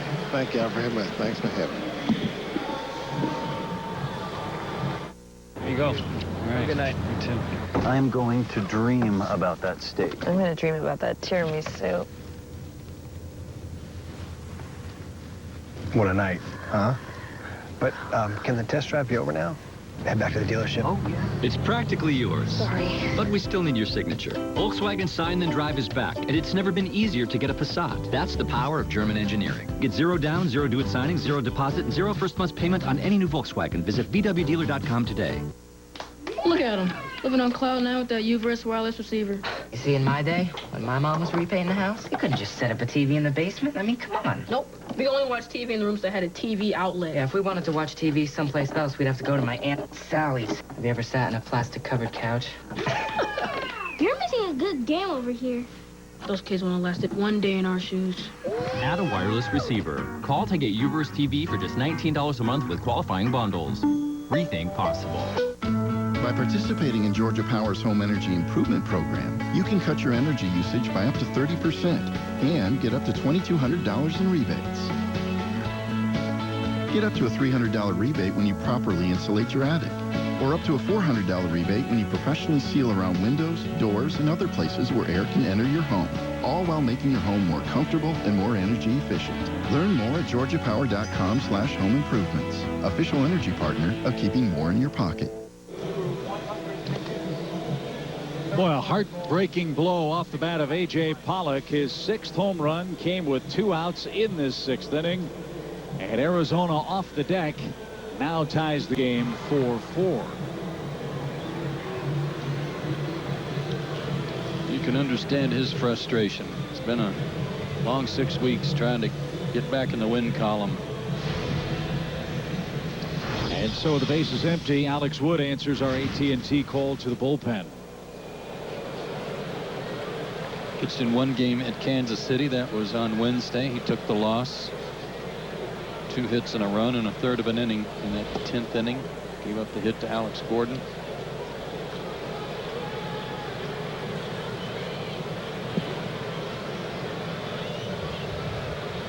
So Alex might be called on for multiple innings today.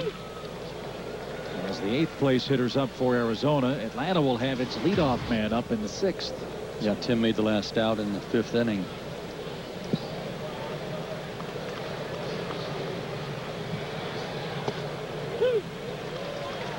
One ball, 2 strikes.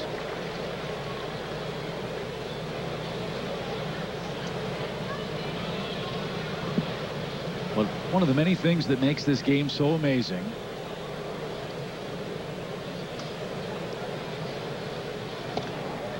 As you look at Tim Hudson's line of work today, he throws 100 pitches. One decides his fate. One. It did, but I'm going to go back to Chavez, who led off the inning, and it took 11 pitches, and he finally got a base hit. Yep. But on a day like today, that may have taken a lot of steam out of Tim. That base runner essentially was still out there after Kubel grounded out and forced out Chavez, but it took its toll on Tim, I think, here in the 6th inning. Wood's 6th pitch ends the inning for Arizona. Gregorius takes a called 3rd strike. We go to the bottom of the 6th, top of the order. A 4-4 game. You should be asking yourself, what is sweetness? Without a little bite. Oh, hail to the drinking man! Be careful, Angus. Some people might think we're set in our ways, that we're old-fashioned. We couldn't agree more. For 140 years, Coors Banquet has only been brewed in Golden, Colorado, with pure Rocky Mountain water and the best high country barley. With us, old-fashioned has never gone out of style. Coors, the banquet beer. I'm going to play hardball with it. You put on a good poker face, and once I get the deal we want, I'll slip in the code word. Until then, don't even move. Hey, guys. Here's our offer. Sold. Let's go get in the car. Code word Tomahawk, honey. Come on. Deals so big on Toyotas, they're hard to believe. Get a low 0% APR on a new 2013 Toyota Camry. Toyota, let's go places. You should be asking yourself, what is sweetness? Without a little bite. Oh, hail to the drinking man! Be careful, Angus. Atlanta Braves baseball is brought to you in part by Blimpie, by the Georgia Lottery, by the Home Depot, and by Toyota. We go deeper into the Arizona bullpen with our score tied 4-4. Before we tell you who their 3rd pitcher of the day will be this afternoon, let's take a look at our AT&T Uverse trivia question. Who holds the Diamondbacks' single-season record for homers by a first baseman? Travis Lee. Remember him? Yep. Well, Mark Grace played first base for him, but wasn't known for his power. Yeah. How about Uribe Durazo? Oh, yeah. No, I'm going to stay with Lee. You stay with Travis Lee? Mm-hmm. I just like saying Uribe Durazo. Sounds like a guy wearing the black hat coming out of the sunset. The shootout in the western town. Here's Brad Ziegler. Does he give you a different look out of the bullpen? It's kind of odd to see him come in at the start of an inning. He's a guy that has done a lot of good for the Diamondbacks, coming in the middle of an inning, needing a ground ball and getting it. He has induced 21 double plays this year, most by a reliever since the Orioles' Doug Sisk in 1988, who also had 21, but we're only halfway through the season.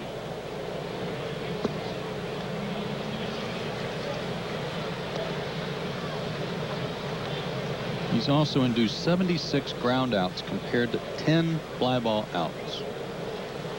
And you see the delivery. There's ground ball 3rd. Chavez has it. He doesn't throw hard. It's not some super hard sinker. It's low to mid 80s. But it is very effective and gets a lot of downward sink to it. As you see that ground ball hit by Andrelton. How hard is it for a hitter, Joe, after 5 innings where you're used to seeing the ball out of one slot, to come in and see him throwing almost underhanded? You just have to reprogram a little bit, Chip, I think, on where you want the pitch. I mean, make him get the ball up above a certain point before you even offer. You know, focus on that line. Draw that mental line for yourself.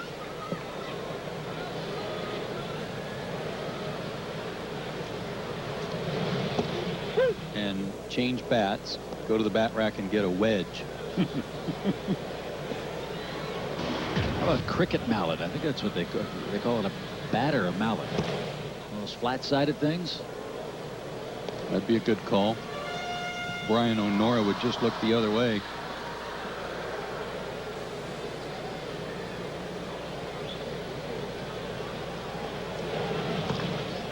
Fly ball down the right field line. Parra running, sliding, and catching. What a play.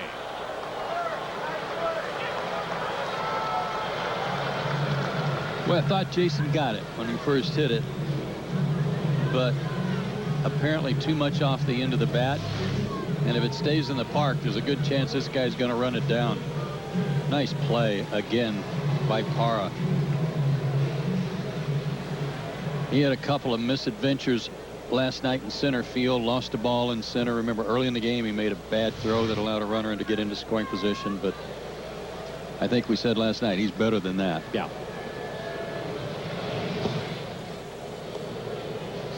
Well, you know, Justin Upton's thinking about the Eric Chavez play in the top of this inning. Big swing by Chavez. Upton broke back and came in too late.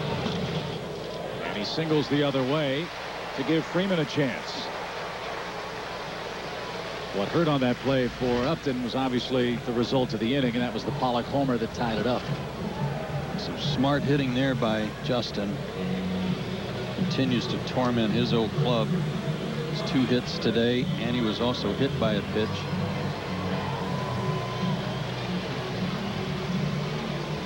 Good day at the plate for Freddie Freeman.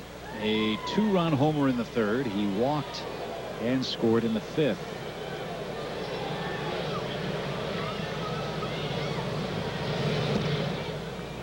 Right-handers starting today against Ziegler 184.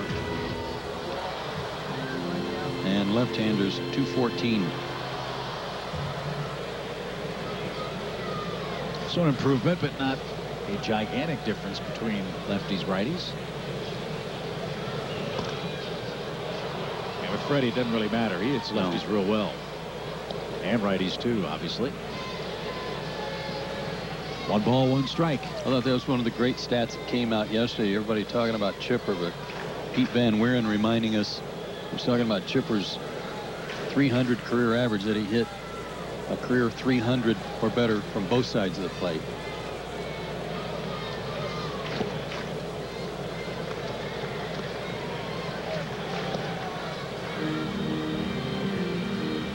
The professor, of course. Yes. Taught us something again. I'll bet Pete knows what time the game is tomorrow, right? Yes. What time's the game tomorrow? 1:35. 2 balls and a strike. At the knees, Freeman thought it was low.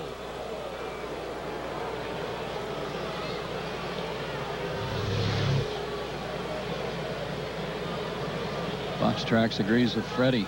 Low and a little out. Close pitch, though.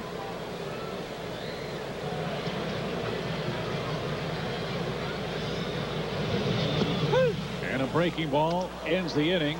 Freeman slams his bat and helmet. He'll be fined for the bat slam. And that ends the Atlanta 6th. No runs, a hit, a man left. We head to the 7th. It's 4-4.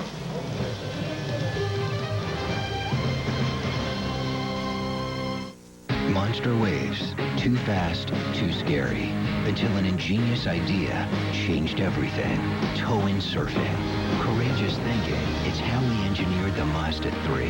Sky-active technology gives it 40 highway MPG. This is the Mazda way, and this is the Mazda 3. What do you drive?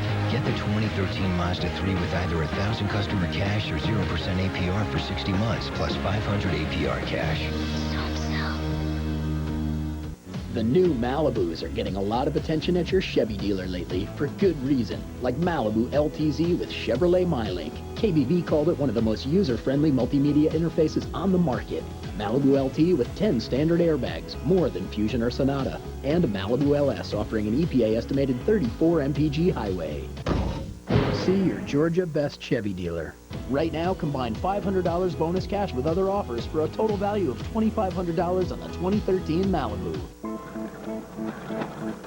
You can choose to take your chances, or you can choose the Infiniti JX, the world's first luxury crossover that can sense what's behind you, even when you can't, and can apply the brakes, even before you do. The Infiniti JX, the backup collision intervention system. Visit the Infiniti Limited Engagement Spring Event to lease a JX for only $469 a month. Infiniti, inspired performance. Catch Elizabeth Morrow on Braves Live after the game here on Fox Sports South. A little frustration for Freddie Freeman there as he struck out to end the 6th inning. But let's take a look at Ziegler's arm slot here. On the first one, on the sinker that Freddie was upset about the call, it looks like his arm slot's a little lower than the next pitch. Let's see. From down under for the sinker. And then it looked like here he flattened his arm angle out, maybe a little more side arm for that slider to turn it into the back door for the called strike.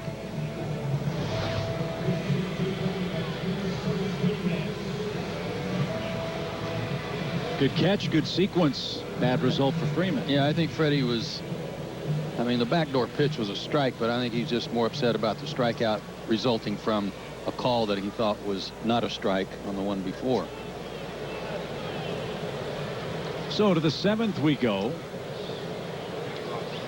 And Cody Ross will be the Arizona pinch hitter. Kennedy, Harris, and Ziegler have pitched for the Diamondbacks. Now Ross leads things off.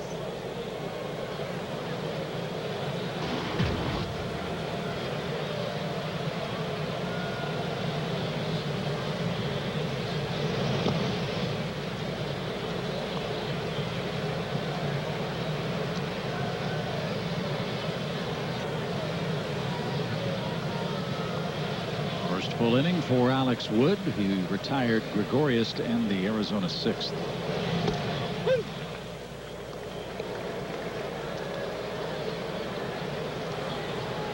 Ross started the game last night, played right field for the D-backs. He struck out and hit into a double play. And he's way ahead in the count here, 3-1. In the winter of 2011, he was a free agent, signed with Boston, but he was kind of putting the word out, letting people know he'd like to play in Atlanta. And he leads off with a single and is aboard in front of Gerardo Parra. And I would guess there was probably some interest, but just didn't work out. And now he's under contract with Arizona. See the Braves take on the Reds Thursday, July 11th through the 14th. Grab a Dale Murphy bobblehead Thursday night and stay for a post-game concert from the Steve Miller Band on Saturday. Both of those great events sponsored by Coca-Cola and Delta. Visit Braves.com/tickets for all of the details.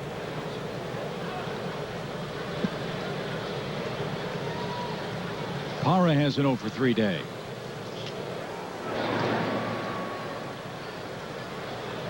Made a fine catch in foul ground for an inning ago. And he's done a good job against left-handed pitching this year, hitting .261.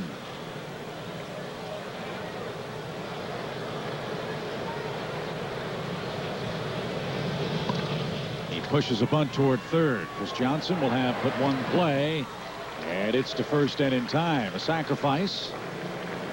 Ross at second, one out.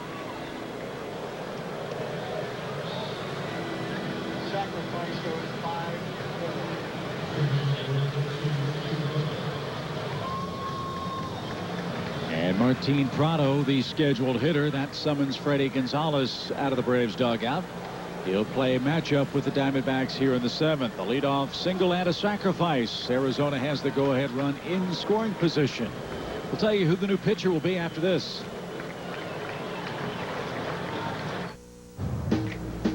There's so much to like about this Buick LaCrosse.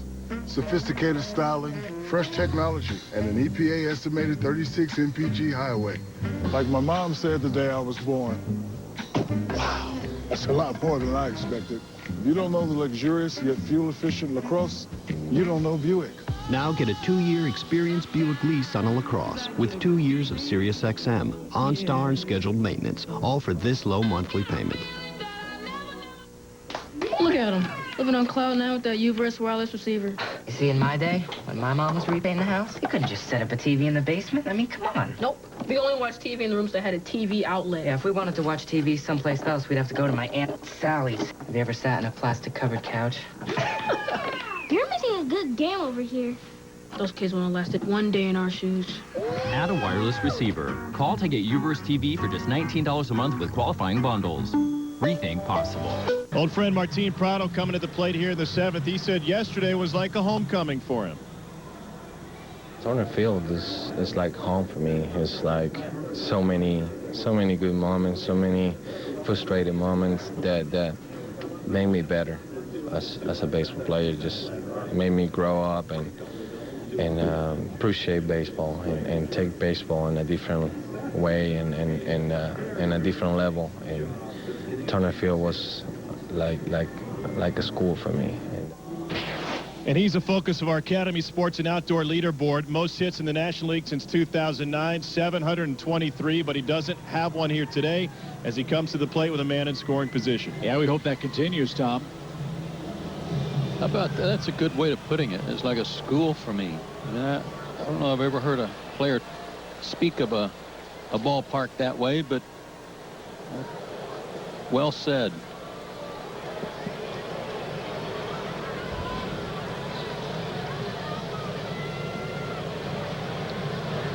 Bats with Ross at second, who has a big lead. 1 out. Anthony Barrow is on to pitch. He's had some rest. Anthony has not pitched since the 23rd at Milwaukee, where he picked up a hold 2/3 of an inning. So he should be fresh.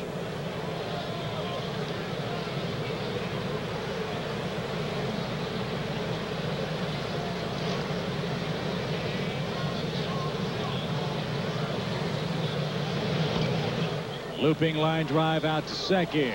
Flip back to second will be late. And Martin Prado pops out for out number 2. Always good to see Anthony get the first battery faces.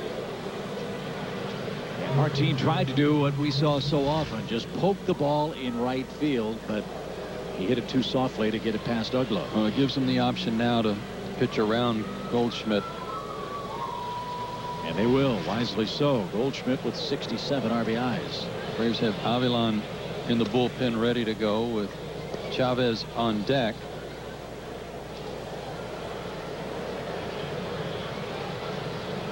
Diamondbacks still have some flexibility there too. Oh, ball in the dirt to Goldschmidt.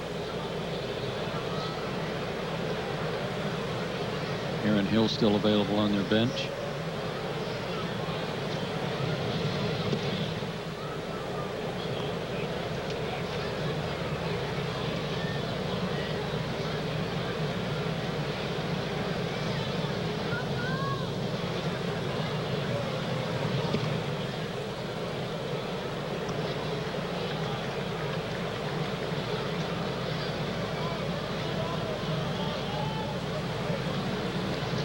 So the battle of the bullpens continues.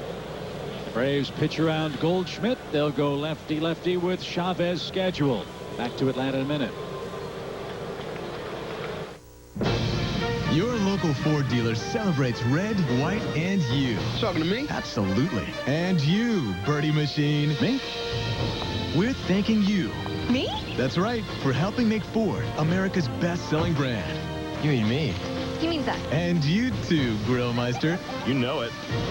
Now drive Escape with up to $2,500 cash back. Plus, military personnel, veterans, and retirees receive an extra $750 for up to $3,250 during the Red, White, and You celebration.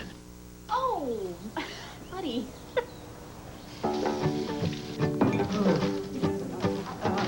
AT&T introduces the Samsung Galaxy S4 Active. A puddle-proof, celebration-proof, Kitchen-proof, surprise-proof, prank-proof, smartphone. Hello? Everything you love about the Galaxy S4, only it's whatever-proof, exclusively at AT&T. Being in Lyman, we see a lot. You never know how bad it is until you actually get there. When a storm hits, it might be a single house, it might be the whole state, but Georgia Power is prepared. We're 24/7. Georgia Power is all about the customer. We're upgrading to a smarter and more efficient power grid. This means storm or not, we're going to be even more reliable. I enjoy coming to work every day, being able to be out there and help somebody, turn the lights back on, and seeing the smile on their face, puts a smile on my face.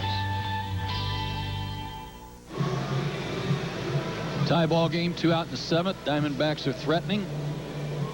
Let's take a look at Julio Teheran and his work last night. Picked up his 6th win, and man, was he outstanding. 6 innings, he gave up 2 runs and struck out 10 guys.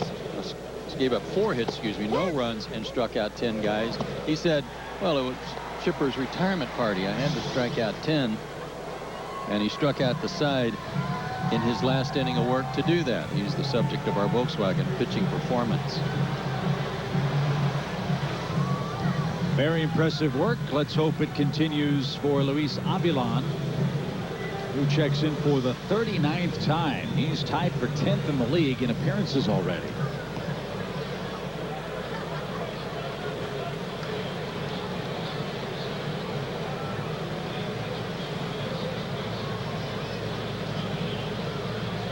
This is the 5th time Avilan has pitched in the last 9 days. All of those appearances, at least 1 full inning. Strike to Chavez. Chavez just 182 against lefties. Not that many at bats. 2 for 11. He just came off the DL.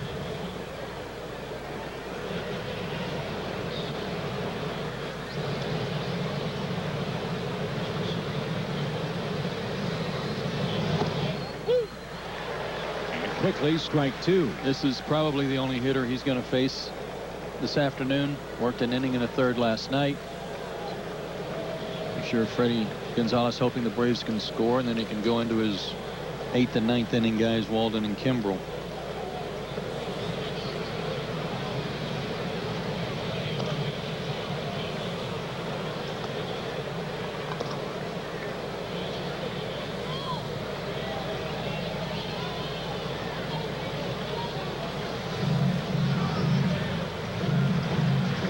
Single to start the inning. He was sacrificed by Parra. Martin Prado popped out. Goldschmidt was walked. Now Chavez faces an 0-2 pitch in a 4-4 7th inning game.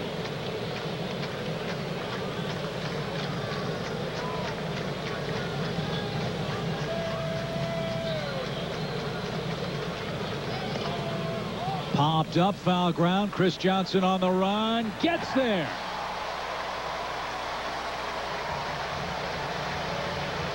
Arizona strands a pair, and we head to the bottom of the 7th. Still tied 4 apiece.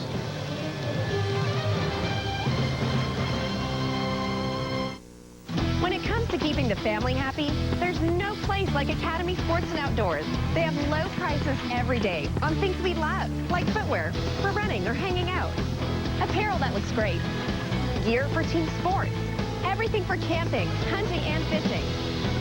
All kinds of bikes, even stuff for the backyard. And if I do find a lower price, they'll match it.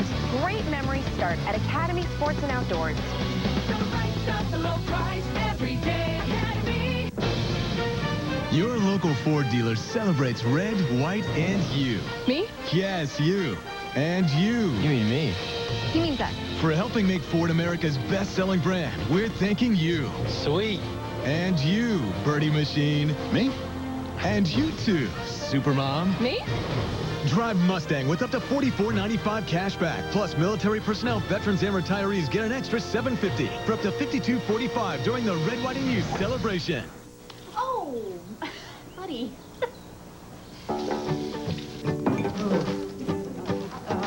AT&T introduces the Samsung Galaxy S4 Active. A puddle-proof, celebration-proof, kitchen-proof, Surprise-proof, prank-proof smartphone. Hello? Everything you love about the Galaxy S4, only it's whatever-proof, exclusively at AT&T. Atlanta Braves baseball is brought to you in part by Georgia Power, by Ram Trucks, and by AT&T. 4-4 game. We head to the bottom of the 7th inning. Well, here's where it gets interesting, because as good as the Braves bullpen has been and as effective as Arizona's has been, this guy hasn't been very effective for the D-backs relief corps. No, and a ton of home runs. I think I mentioned last night that he had a stretch last week where his last 5 appearances he'd given up a home run in each of those outings. 7 home runs in all. 309 average against him. Awfully high for a guy that's supposed to be your closer. And of course J.J. Putz was their closer, and he's hurt. Activated today, I'm told. I didn't know that, so that's why Bell's working this inning. 6 runs in his last 6 games for Heath Bell. And some thunder coming up for Atlanta. McCann, Uggla, and B.J. Upton. Braves had a couple of leads today, both of them 2-run leads. Couldn't hold either one. Atlanta's left 9 men on base in the first 6 innings. Brian McCann 1 for 2, a double and a walk his last 2 times up.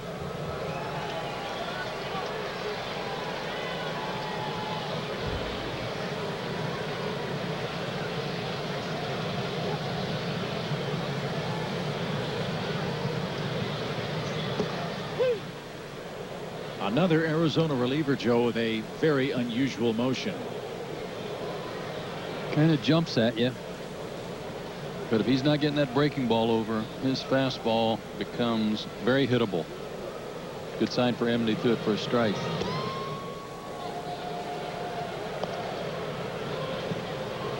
Most in baseball know of Bell's troubles last year while with the Marlins.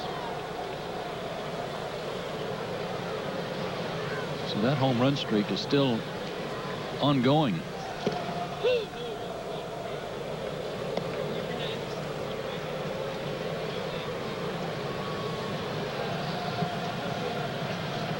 Ball, 2 strikes. But Kevin Towers, who knew Heath Bell in San Diego from their days together with the Padres, took a flyer.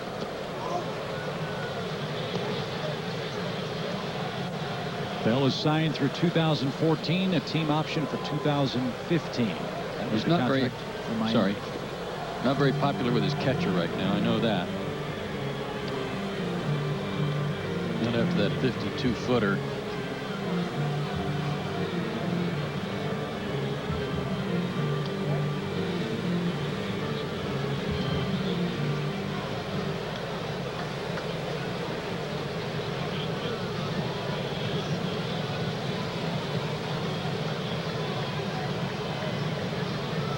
Two balls, 2 strikes. And that's taken low, full count. Throws hard, mid-90s. That pitch 94, but he's got to get that breaking ball over for it to be effective. Listed at 6'3", 250. Roll to the right side, Goldschmidt. And there's that 3 unassisted play you were speaking of earlier. Brian McCann is out number 1 in the 7th. Goldschmidt made the defensive play. Let's check out the AT&T Universe trivia question. Talk about offense for Arizona first baseman, who holds the D-backs single season record for most homers by a first baseman. Lyle Overbay also played for them, but I don't think he hit enough homers. I'm going to stick with Travis Lee. And I'll stay with Euribio Durazo. Oh, yeah. That guy.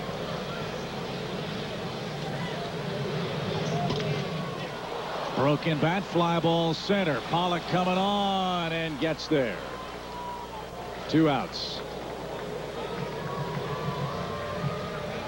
That bat split lengthwise, and half the barrel ended up even with the third base bag.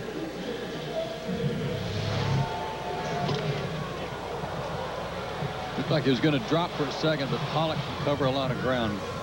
Good recovery.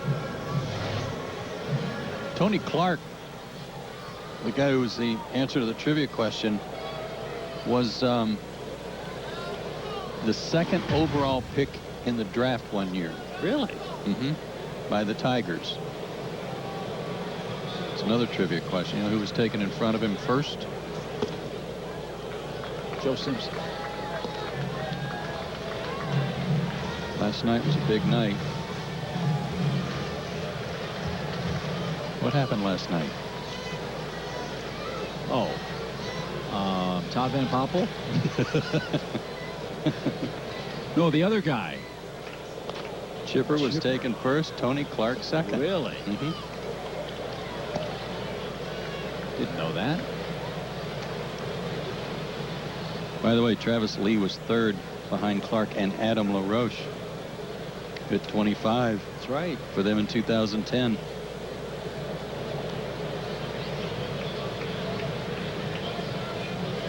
No balls, 2 strikes. They've had some good ones at first base in the D-backs' brief history.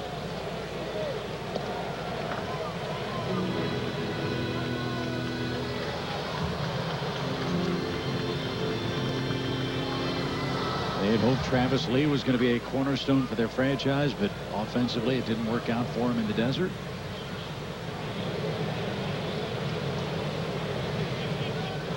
One ball, 2 strikes. And very high, 2-2. Mark Grace will always be a fan favorite in Arizona. Got the big rally started against the Yankees in the World Series. Hit a cut fastball for a hit. That led to the game winner by Luis Gonzalez.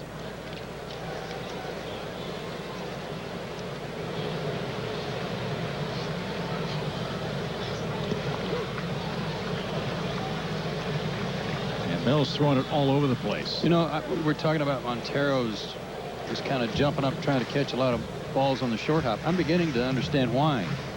He's got to do it about 10 times a game.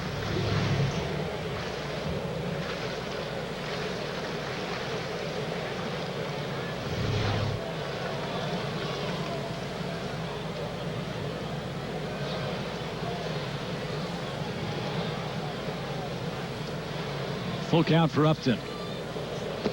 And breaking ball takes care of BJ. He strikes out for the second time. And Atlanta's done in order in the 7th.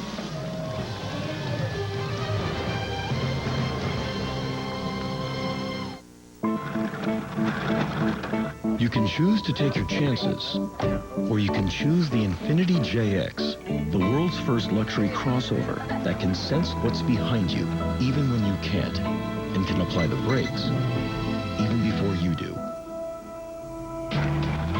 The Infiniti JX, the backup collision intervention system. Visit the Infiniti Limited Engagement Spring Event to lease a JX for only $469 a month.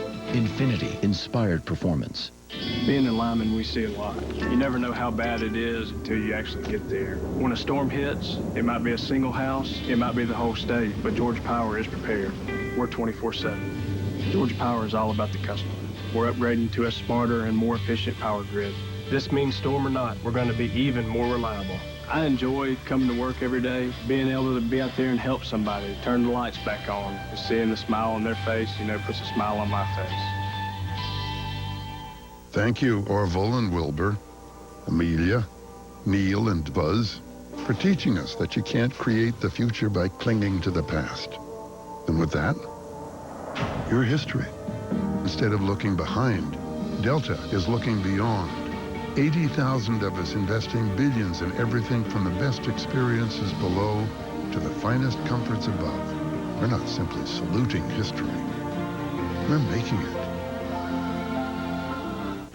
Tribute to the troops, tomorrow at 1 on Fox Sports South. Tie ball game through 7. Hits are even. Here's how we got to a 4-4 tie after 7. Third inning for the Braves. Freddie Freeman launched this one off Ian Kennedy to straightaway center field.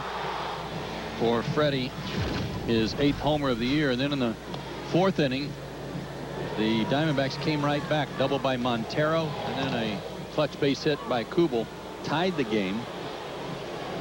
The Braves got some help in the 5th inning. 5 walks in the inning. This one to Uggla forced in 1 run.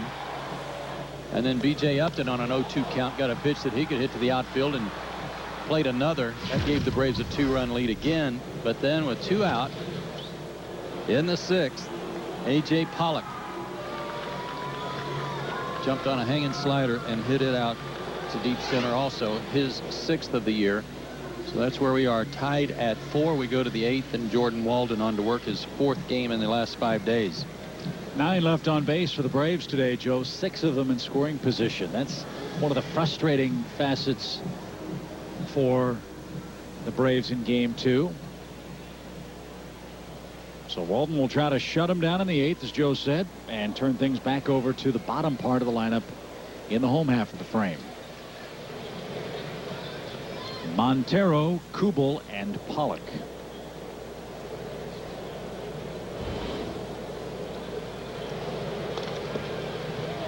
Foul back, strike 1. Another final in National League play. The Rockies beat the Giants today. That's 2-1 at Coors Field. The Rockies are without Troy Tulowitzki, who's injured. But they're hanging in out west. They started play just 3 games behind the Diamondbacks in the Western standings. Walt Weiss has done a nice job with that Rockies club. He really has, and I think that was a move in the offseason that raised a lot of eyebrows after Jim Tracy decided to resign. But Walt's a good baseball man. He certainly knows what he's doing, but it's not often.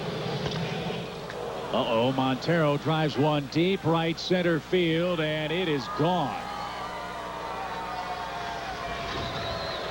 Montero turns around a fastball and puts Arizona in front.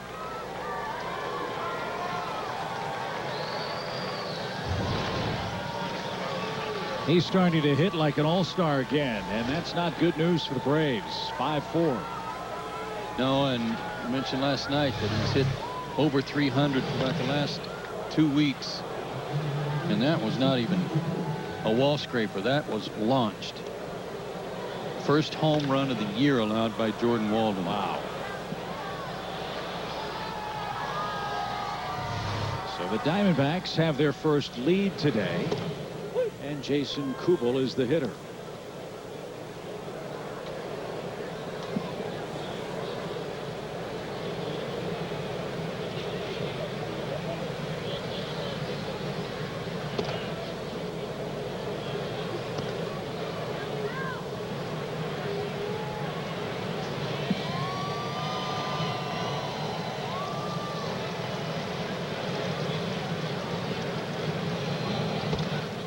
Kubel's got that kind of classic left-handed stance, a little bit open. His hands, they're about letter high, but he just invites you. He challenges you to throw him something down and in.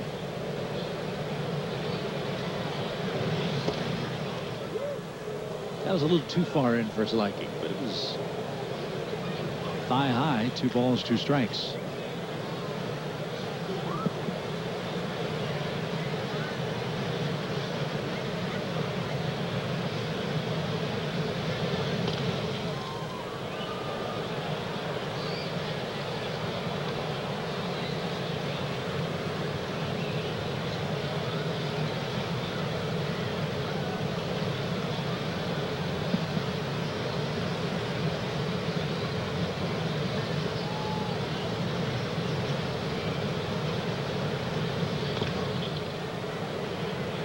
Belfouche, South Dakota.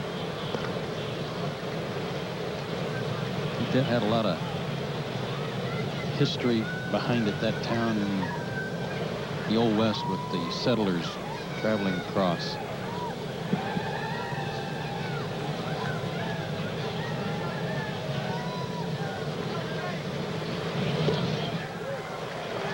Swing and a miss by Kubel. All I know is you got to say that town name awfully carefully. Yeah, but it's a good one. Belfouche. Time for Georgia Power Energy tip number 7. Let's go with Reed Johnson. Number 7. Georgia Power now goes with you wherever you go. You can easily access and manage your account whether you're at home or on your mobile phone.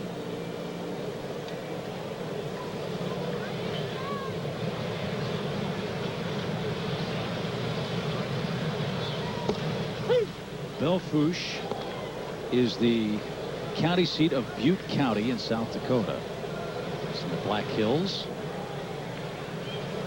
And see there, I think that's where it Yeah. stuck with me on the Settlers was the Gold Rush days.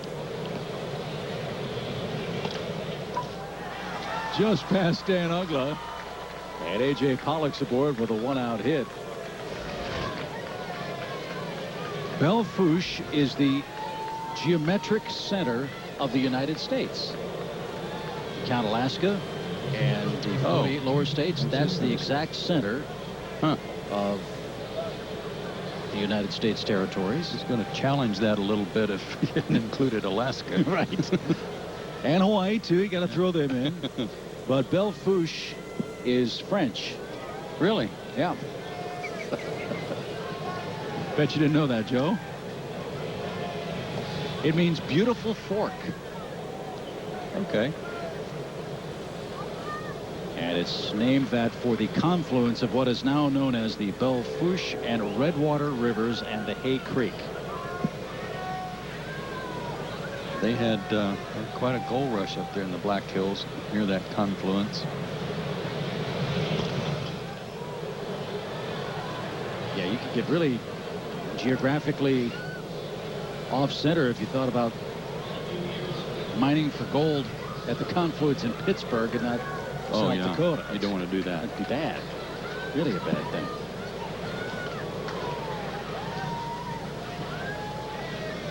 $5,500 people from Kubal's hometown. As Gregorius pops one up left side, foul ground for Chris Johnson. He'll make the play. That's the second out. And the reason I say that, when you think of the miracle it is for anyone to make it to a major league roster, when you think of all the kids from the state of Georgia and how densely populated our state is, here's Jason Kubel, a town of 5,000 people, and he's on a major league roster and playing good ball. That's really cool. Yeah, and I'm sure their town is super proud of him.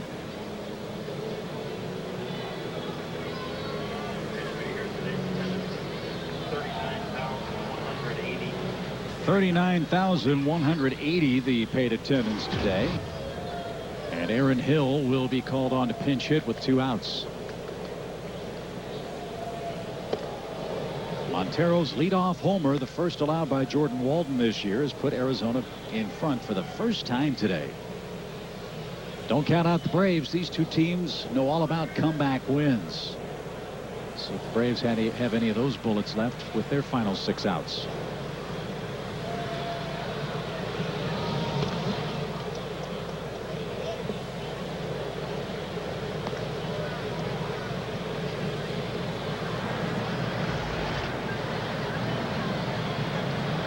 Hernandez will come on for the 8th.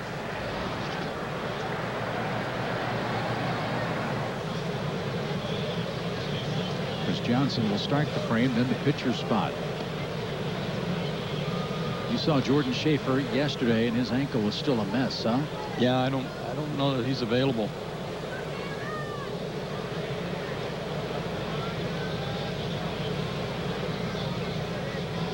So we'll see what options Freddie Gonzalez has. As a line drive over second is off the bat of Aaron Hill.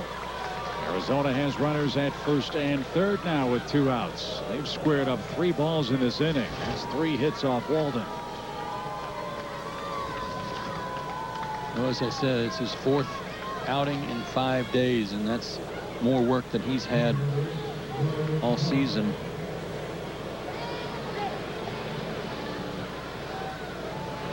And a quick turnaround after last night. He'd worked just 2/3 of an inning, which physically, I mean, that's a full inning. Struck out a batter.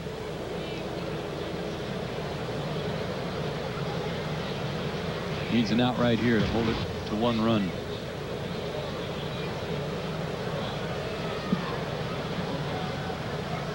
Here's Parra. He's 0 for 3, but has a sacrifice. rolls over the first pitch. Freeman will go to second, and he makes the play to retire the side. Miguel Montero has put Arizona in front. A long home run to right center. Bottom of the 8th inning. 5-4 Arizona lead. I'm going to play hardball with it. You put on a good poker face, and once I get the deal we want, I'll slip in the code word. Until then, don't even move. Hey, guys. Here's our offer. Sold. Let's go get in the car. Code word Tomahawk, honey. Come on. Deals so big on Toyotas, they're hard to believe. Lease a new 2013 Toyota Camry SE for just $189 a month. Toyota, let's go places. At Echo, we believe you should never settle for less than professional-grade outdoor power equipment. During the Echo Trade-Up and Save event, you can buy America's top-rated trimmer for less than $200 at participating retailers. Echo, get serious. For diarrhea, you take Kaopectate. But for heartburn, gas, indigestion, upset stomach, or nausea, you also take Kaopectate. New Kaopectate caplets like our liquid relieve diarrhea and soothe your stomach for relief of all those symptoms. Kaopectate, one and done. It can happen any given day. The unthinkable comeback. An epic home run. And even sheer perfection. Catch all the moments that make this season magical. Now for the lowest price in 5 years. With MLB Extra Innings on DirecTV. Follow your favorite players or your fantasy team with up to 80 games per week. All for the lowest price in 5 years. Call 1-800-GET-SPORTS to order now. Tomorrow on Fox Sports South, the series wraps up as Justin Upton and the Braves look to topple Martin Prado and the Diamondbacks. Diamondbacks, Braves, tomorrow at 1 on Fox Sports South, presented by CPI Security. Braves now down a run as we go to the bottom of the 8th and take a look at our Coors Light cold freeze cam. Good defense today from both sides. Nice play here to start the ball game from Freddie Freeman. Nice sliding stop. How about this play by Pollock off the bat of T.Hudson that almost went out of the ballpark, but Pollock ran it down. And then this sliding catch by Parra in right field down the line off the bat of Jason Heyward. Excellent play by Gerardo. That was the Coors Light freeze cam brought to you by Frost Brewed Coors Light. So there's David Hernandez, his 34th game this season. And he's going to have to go after the Johnson & Johnson attack for the Braves in the 8th. Chris to start, Reed to pinch hit. Scott throws hard.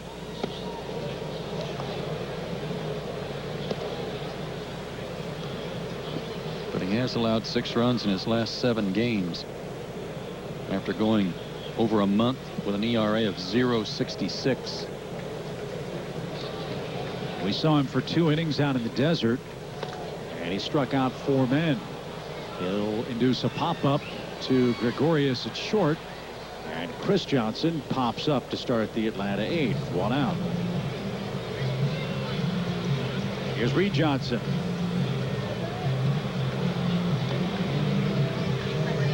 Another fine year for Reed Johnson off the bench. 7 for 25 in a pinch, including a homer. He's knocked in 4 runs.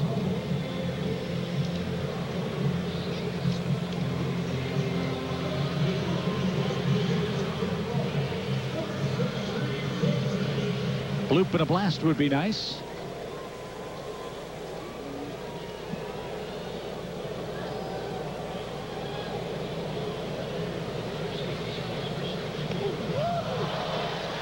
Or a hit by pitch. You take that. You bet. Hopefully it got the arm guard.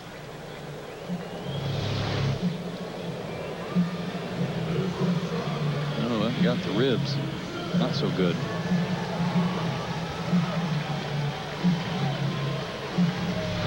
We did get part of it. So Andrelton Simmons hits, and he's 0 for 4. First batter Hernandez rather, has hit this year.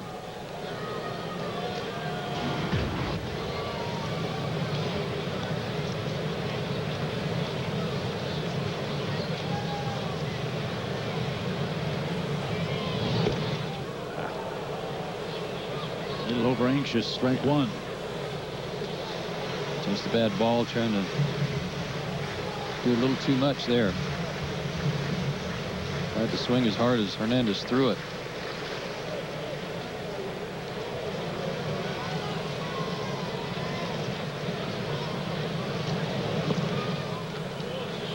Ball one, strike one for Andrelton Simmons.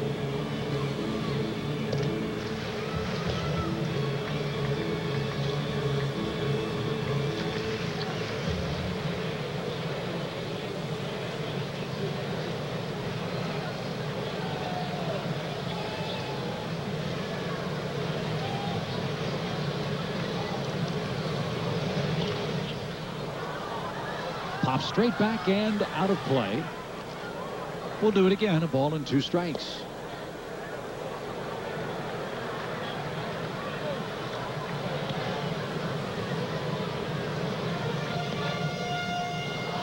That's Kirk Gibson. He's the Arizona skipper. Freddy Gonzalez hoping the Braves can come back in their final 2 at-bats. Driven down the right field line. Parra, long run, and they can't get there. It's 1-2. I can't remember, did Kirk Gibson have managerial experience before he got this job? No.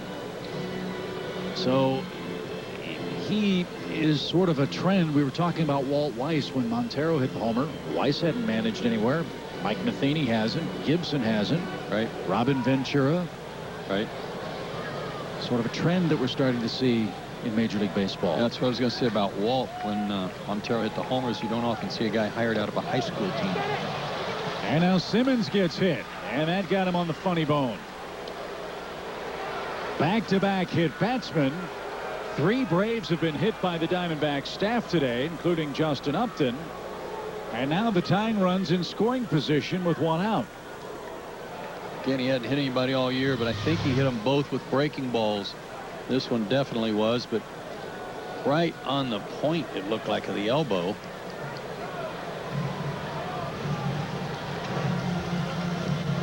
And Anderson may have been happy to take the lump, but he didn't want to take it right there.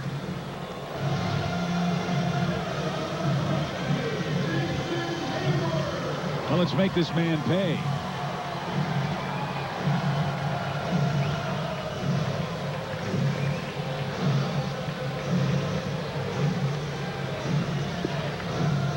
And the Braves make it 23 comeback wins.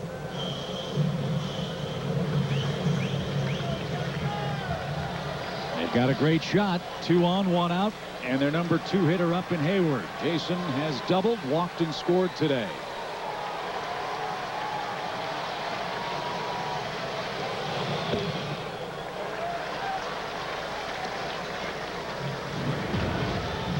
Jason's only faced him 1 time, 0 for 1.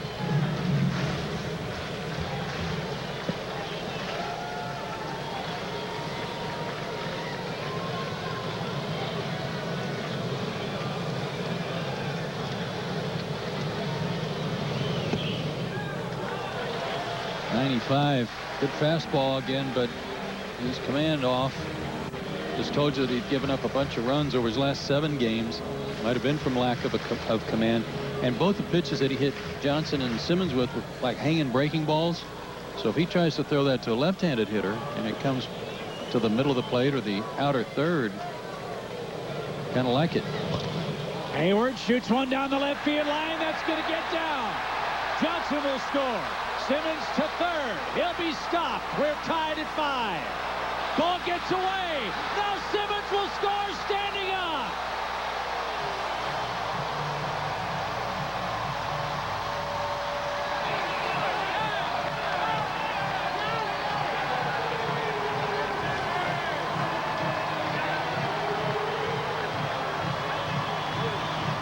How did Andrelton see that? That was amazing. Good piece of hitting. Good fastball down and away. Jason goes with it. Another double for him. Second of the day. Here comes the throw in. Andrelton rounded the bag, but now goes off Chavez, and he just broke. I mean, he had to have known somehow that the pitcher wasn't there to back up, and that there was no one there to pick the ball up. When I saw it go off Chavez's glove, I see Snitker out of the corner of my eye, so I thought there was a body there to back up the play, and there wasn't anyone. What a heads-up play by Andrelton. I mean, immediately he turned and recognized that. There's the pitcher. Hernandez had gone to back up home. What a heads-up base running play by the kid. Wow. It's a double, 1 RBI for Heyward. Kubel is charged with a throwing error. That allows Simmons to score, and it allows the Braves to take the lead 6-5. And it sets up beautifully for Atlanta. For now, you know, Kimbrel can come on and work the 9th with the lead. Well, that error should be charged to Chavez. He's the guy that missed it. That wasn't a bad throw. But a rare Arizona error, and the Braves happy to cash it in. Now Upton, a 2-hit game. 2-hit batsmen, both of them score in the 8th.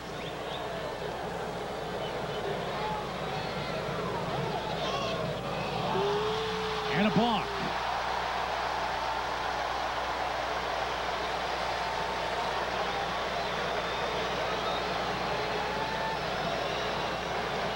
Kirk Gibson was coming out to argue that time had been called, and they're not going to allow the balk because Justin Upton had called time.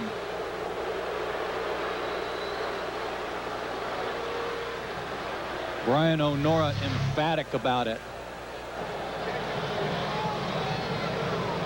And there it was. The hand came up before the balk.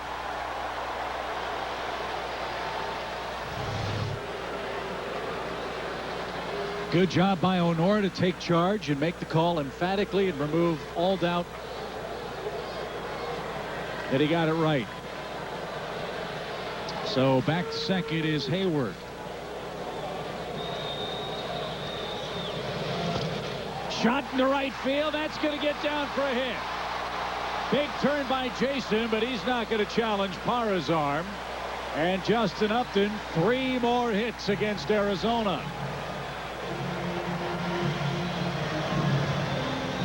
And when Hernandez isn't hitting the Braves, they're hitting him. Yeah, and another good piece of hitting by Justin going the other way. Fastball had the middle of the plate, but he wasn't trying to do too much here. Goes the other way. 3 hits today. Base hit and a walk last night. Things are looking up for Justin too, and Jason Heyward still tearing it up. Kirk Gibson takes the ball from David Hernandez. His troubles continue. 8 runs in his last 8 games. He's surrendered the lead. It's 6-5 Braves. Monster waves. Too fast, too scary. Until an ingenious idea changed everything. Tow-in surfing. Courageous thinking. It's how we engineered the Mazda 3. Sky Active technology gives it 40 highway MPG. This is the Mazda way, and this is the Mazda 3. What do you drive? Get the 2013 Mazda 3 with either 1,000 customer cash or 0% APR for 60 months, plus 500 APR cash. Look at him, living on cloud nine with that Uverse wireless receiver. You see, in my day, when my mom was repainting the house, you couldn't just set up a TV in the basement. I mean, come on. Nope.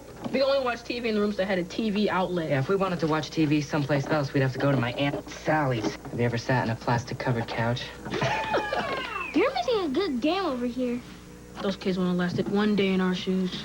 Add a wireless receiver. Call to get Uverse TV for just $19 a month with qualifying bundles. Rethink possible. Your local Ford dealer celebrates red, white, and you. Talking to me? Absolutely. And you, Birdie Machine. Me? We're thanking you. Me? That's right, for helping make Ford America's best-selling brand. You mean me? He means us. And you too, Grillmeister. You know it. Now get up to $82.50 in total savings. Plus, military personnel, veterans, and retirees receive an extra $750 for up to $9,000 on F-150 during the Red, White, and Youth celebration. Braves have come right back to take the lead 6-5. They do it on another double by Jason Heyward, who continues to tear it up here in June with a big bounce back after a couple of slow months in April and May. Look at that. 15 total hits in April and May, and he's got 32 this month.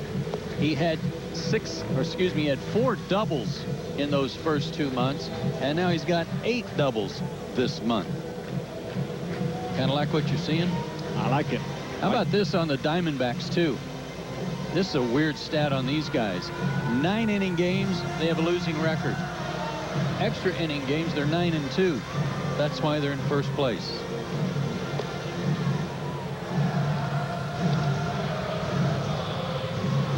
Tony Sipp strides in from the bullpen. He's the 5th reliever to work today.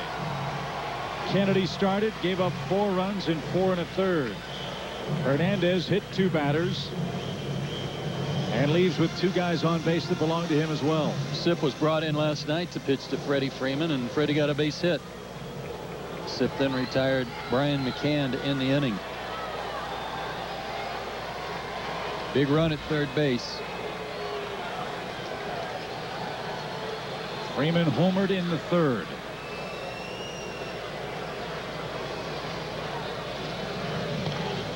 He had a home run cut.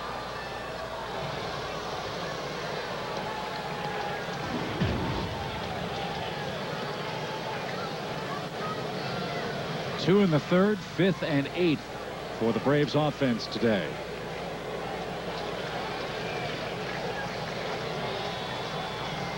Heyward would love to score a 2nd run. Justin Upton with a good lead at first. He's played it 1-2. And outside to even the count.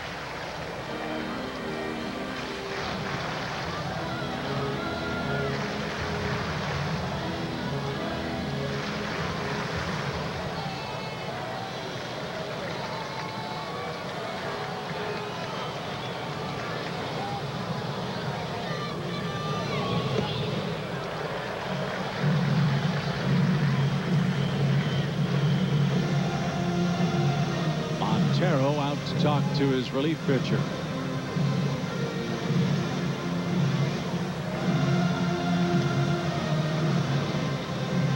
Tough spot for Tony Sipp, because it doesn't really matter what you throw. Freddie Freeman, especially when he's ahead in the count, he's so aggressive. Got to make a good pitch, and the fear of throwing a hanging breaking ball looms.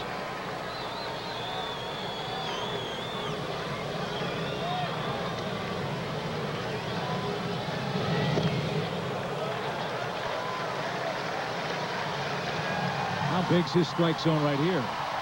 Small. As good as Freddie hits the ball to left center field, he may be looking for something actually kind of out over the middle of the plate, not necessarily inner third. He walked him. The bases are loaded. Montero just pointed out at Sipp, and that might have been what they talked about when Montero went out there. Is, look, we don't have to throw this guy a strike. We've got another left-hander coming up. Sets up, keeps the force play in place for every base. We're no worse off. We got another lefty, so don't give in to Freddie Freeman, and he didn't. Going back to what you said earlier, you had a base open. It was second base. Well, Brian McCann, though, has 10 career grand slams.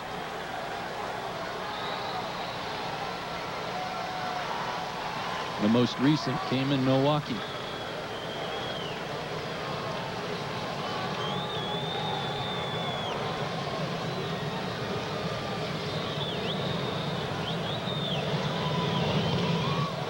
Popped up, foul ground. No play for Goldschmidt.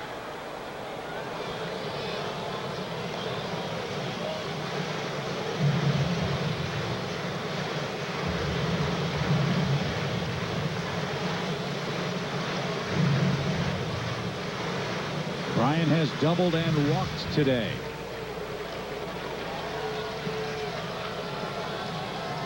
Very long defensive inning for the D-backs.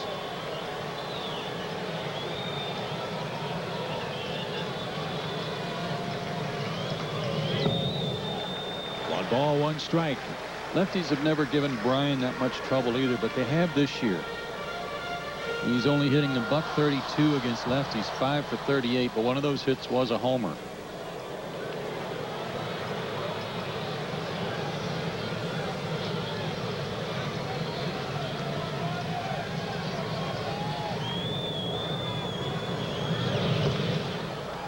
chopped off the plate foul. It's 1-2.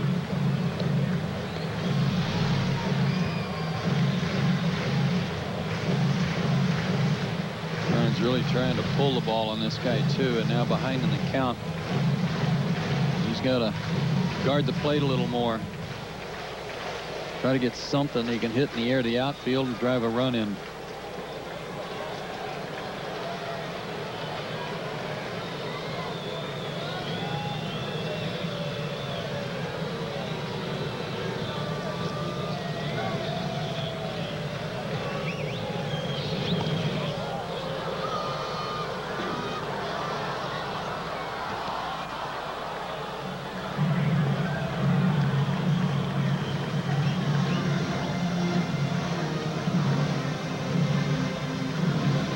Gretchen tells me that the home run Brian McCann hit off a lefty this year was off Tony Sipp in Arizona. Oh, really? Yeah.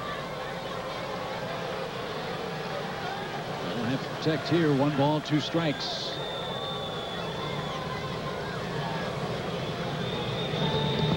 Oh, man. What a stop. What a stop.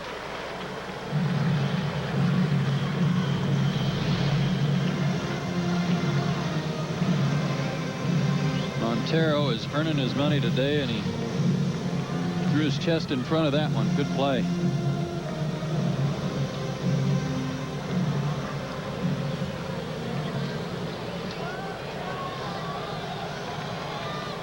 Two balls, 2 strikes. A Brave at every base. They've scored 2 in the 8th.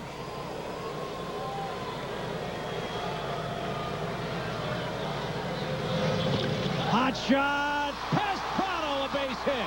Heyward scores. Upton around. He's going to score after Parra bobbled it. It's 8-5.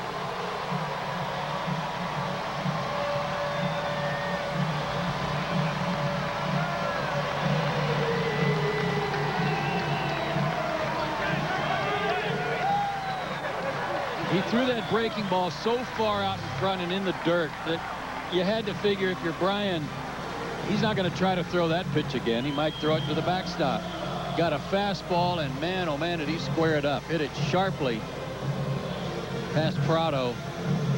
Big 2-run single. With the bases loaded this year, the Braves as a club have been awfully good. Hitting .404 as a team coming in. That was a big knock. It makes it a 3-run game in the 8th. And now 2 on for Uggla, who takes a ball low. You might recall Dan also a former Diamondback. The Marlins got him in the Rule 5 draft.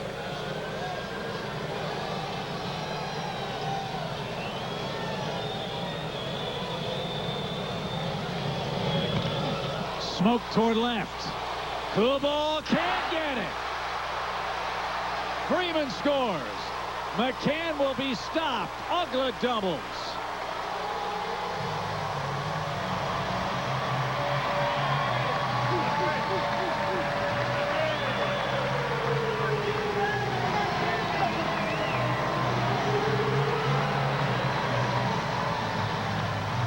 And Charles Nagy, the pitching coach, makes his way to the mound. And the Diamondbacks, Joe, are running out of options and pitchers. What an inning. Everybody hits. Dan squares up a fastball and hits it over Kubal's head.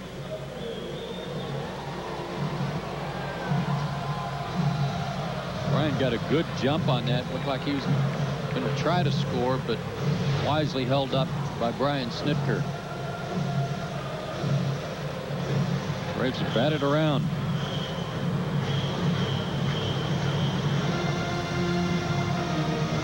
A 9-5 game. The Braves with 9 runs on 10 hits. And only 1 home run today.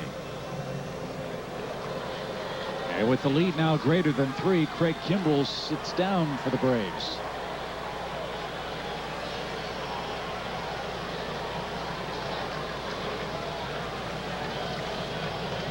Infield comes in with 1 out for Upton.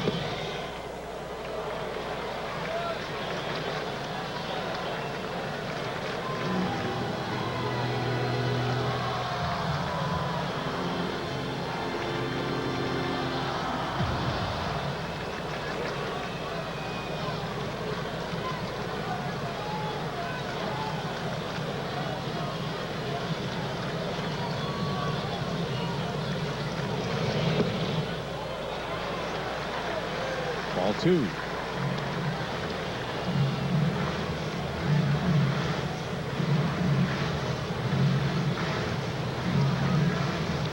Arizona will have its 2, 3, 4 hitters up in the ninth. The only question is, how big will the Braves lead be? It stands at 4 runs, 9-5 your score. A 5-run 8th.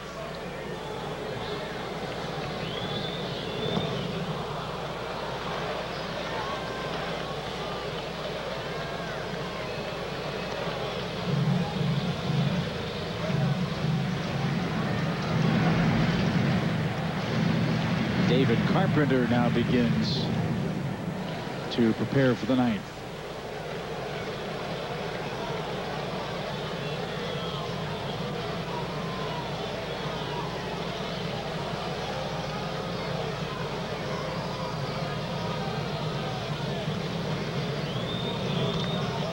High fly ball, right center field. Parra's got the cannon. He stumbles, makes the catch, and has no chance for a throw to the plate. It's 10-5. What an adventure for Parra in the outfield. A bobble, and he nearly fell down making a catch. He wanted this too. He called off Pollock, and then right here. Uh-oh. Little man in the grass got him. But he was able to keep his eye on the baseball and make the catch, but that allowed McCann to score easily. And Kirk Gibson is going to make another pitching change. 6 runs are in for the Braves in the inning. All of this trouble started with 1 out. Back-to-back hit batsmen opened the floodgates. A double, a single, a walk, a single, a double, and now a sacrifice fly. And the Braves running away up 10-5. They called his inventions novelties, even risky. But when Thomas Edison threw the switch, it changed everything. Courage, creativity, conviction. Skyactiv technology makes the Mazda CX-5 more fuel efficient than any hybrid SUV without compromising performance. This is the Mazda way, and this is the Mazda CX-5. What do you drive? Now, get the 2014 Mazda CX-5 with Skyactiv technology for 0.9% APR for a limited term. Look at him, living on cloud nine with that Uverse wireless receiver. You see, in my day, when my mom was repainting the house, you couldn't just set up a TV in the basement. I mean, come on. Nope. We only watched TV in the rooms that had a TV outlet. Yeah, if we wanted to watch TV someplace else, we'd have to go to my Aunt Sally's. Have you ever sat in a plastic-covered couch? You're missing a good game over here. Those kids wouldn't have lasted 1 day in our shoes. Add a wireless receiver. Call to get Uverse TV for just $19 a month with qualifying bundles. Rethink possible. Your local Ford dealer celebrates red, white, and you. Talking to me? Absolutely. And you, Birdie Machine. Me? We're thanking you. Me? That's right, for helping make Ford America's best-selling brand. You mean me? He means us. And you too, Grillmeister. You know it. Now get up to $82.50 in total savings. Plus, military personnel, veterans, and retirees receive an extra $750 for up to $9,000 on F-150 during the Red, White, and You celebration. Already 6 in for the Braves here in the 8th inning with Chris Johnson getting ready to bat for the 2nd time in this frame. Let's take a look at tomorrow's Chevron starting pitchers. For the Braves, it will be Paul Mahalam, who looks to rebound from a bad 5th inning in Kansas City last time out. And the Diamondbacks counter with Trevor Cahill. He's really struggled. In fact, he's lost 4 out of his last 5. And that includes an outing against San Francisco. He got tagged for 8 runs in just 3 2/3 innings. Injuries have also been an issue. 2 starts ago, he lasted just 1 inning after taking a line drive off of his hip against Miami. So it'll be Cahill and Mahalam tomorrow. I guess, Chip, that is if they don't have to use Cahill tonight. Yeah, right. It's been a rough inning for him, hasn't it, Tom? But they get a fresh arm in there with J.J. Putz just back from the disabled list. Chance for him to reacclimate himself in what is now a 5-run Braves game in the 8th. We talked about Kennedy wondering if he would be a little rusty after his 10-day suspension. We'll find out about Putz here, who needs 1 out coming back from the DL.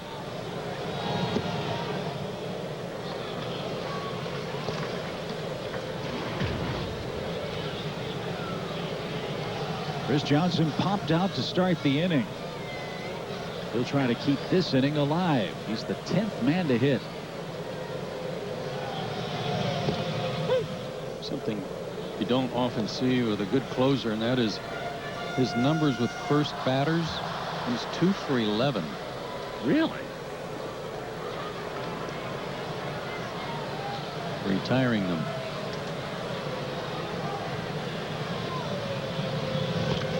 Line drive into center field. He didn't get his first batter in this inning either. An RBI single for Chris Johnson. 11 runs on 11 Atlanta hits today.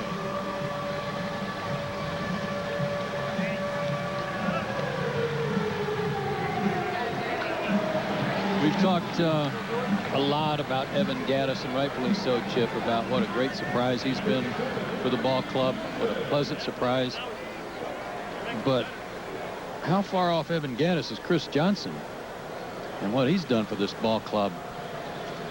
And I hate to use the term a throw-in, but yeah, he was sort of a little bit extra in the deal with the Diamondbacks. He might be flattered to be, you know, referred to as that because of what he's doing now. Like, how do you like me now? We saw him in Houston. We saw that first year he came up, he played well. He hit for a high average, hit I think 10 home runs or something like that in about a half season for Houston. Had good numbers when he first went to Arizona last year. Then didn't finish strong. But man, is he hitting. The Braves had their biggest run scoring inning of the year in the 8th inning today. They've scored 7 times. 6 was the previous high. And Atlanta a perfect 5 for 5, Joe, with runners in scoring position this inning. How about that?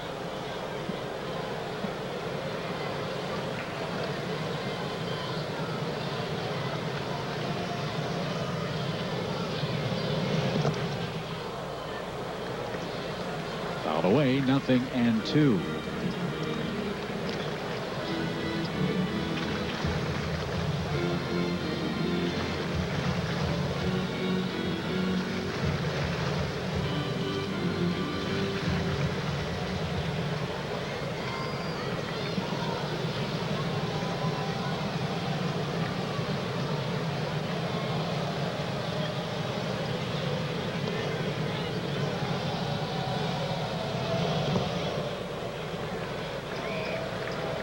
Woods began his career in the American League.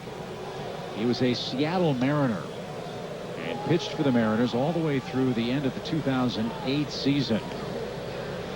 Then pitched a season in New York with the Mets, a season with the White Sox. This is his 3rd year with the Diamondbacks.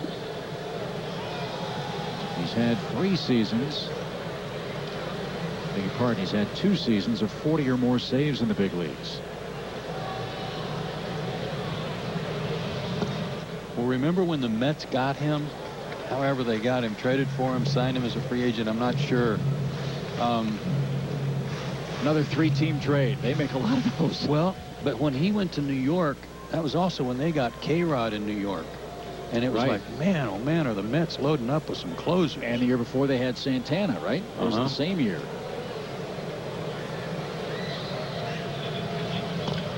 Rolled towards short. Will end the inning. What an inning it was for the Braves. They score 7 times. Count them. It's always a good sign when your pinch hitter bats twice in the inning. That was the big play. The ball that got away and the run that scored. Maybe it's the game that got away for Arizona. Atlanta 11, Diamondbacks 5 as we go to the 9th. Well, ready to go look? So ready. Lots of options, huh? I can help you narrow it down. Okay. Thanks. This one's smudge-free. Smudge-free? Really? And this one beeps when you leave the door open. Upgrade your laundry room and kitchen appliances during Red, White, and Blue savings. Thank you. More saving, more doing. That's the power of the Home Depot. Your choice, Maytag or GE washer, now just $399 each. be asking yourself, what is sweetness?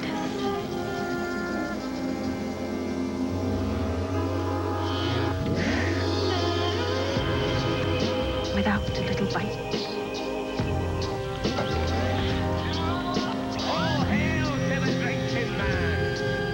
Be careful, Angus. This Wendy's salad does taste like summer. It's like watching sunsets at 9 o'clock. It's like lying in a hammock. It's like... Your Wendy's salad. Thank you, Andre. It's divine. Andre? Who's Andre?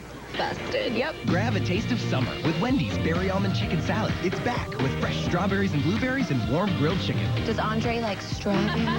Now that's better. And now kids' meals just $1.99 after 4. Big night for the Braves. 11-5 is your score. A 7-run 8th inning. And there you see it on our game summary. 7 walks, 3 hit batsmen. 5 of those 10 base runners have scored for Atlanta after the Diamondbacks pitchers put them on base. In the middle of the order has torn it up today. 6 for 11. Some really good at bats all around and up and down the lineup today. So a lot of good things to talk about on Braves Live, presented by AT&T. As Atlanta tries to take 2 straight from the Diamondbacks, who lead the National League's Western Division. 2 changes for the Braves. Paul Giannis checks in. He'll play third base. And David Carpenter will come on and try to finish this one off. Good work for David.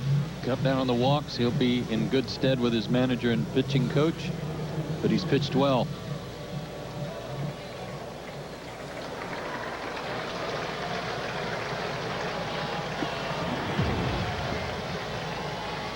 Martin Prado leads it off. He's 0 for 4 tonight. Or today, I should say.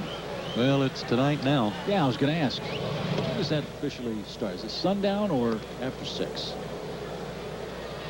I'm going to go after 6. Okay, with you. And we were kind of poking fun at that game in Chicago last night, the 9-inning game that went over 4 hours. Lined over second. There's Martin Prado at his best. A leadoff hit in the top of the ninth.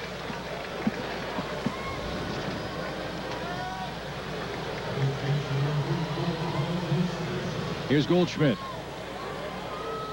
2 walks, an infield hit, and a run for the Diamondbacks first baseman.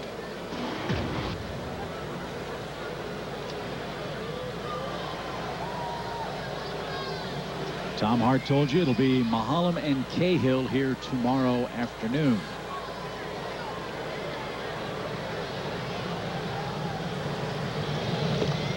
It's 21 games and counting for Arizona without a win by one of their starters. Yet they're still in first place. That's got to be close to a record, doesn't it?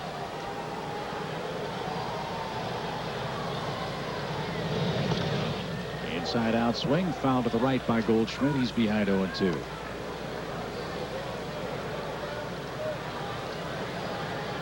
Kirk Gibson's club led briefly in the top of the 8th on a Montero homer.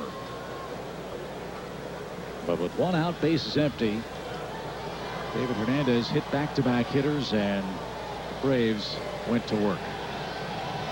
Prado's running. The pitch a little inside. He'll take second without a throw. No steal. That's ruled defensive indifference.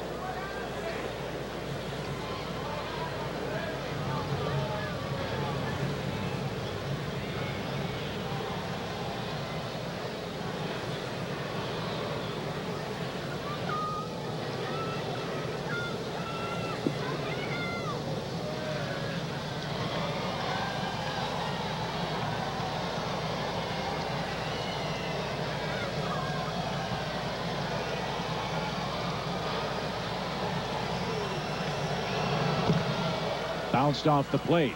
Andrelton charges. Tricky hop. Stayed with it. Made the throw.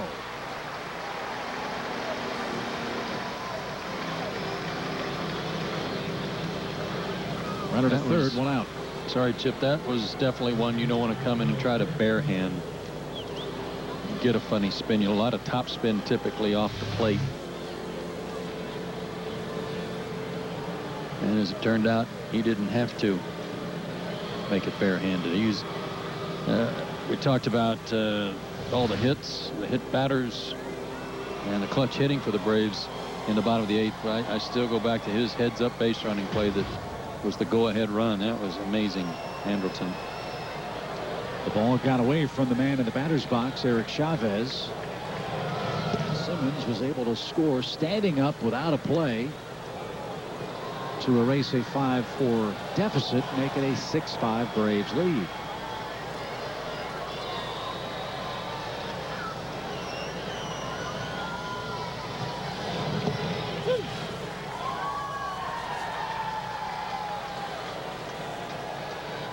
Talent is one thing in this game. Instinct is something totally different. And what a joy it is to see an instinctive player play with great talent. And Simmons has both. Now at first, Chavez behind 1-2.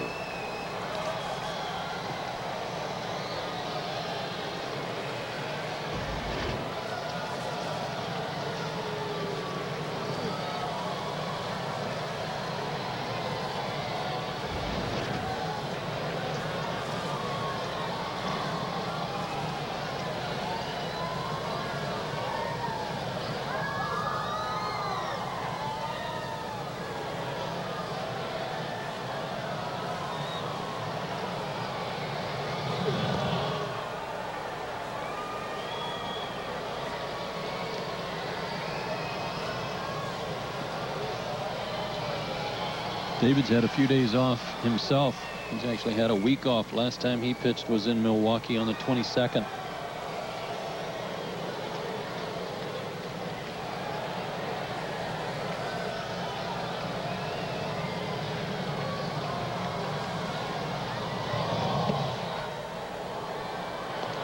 And part of a bullpen that's really been reconfigured on the fly because of the injuries to Johnny Venters and Eric O'Flaherty. And to a man, this group has really done terrific work.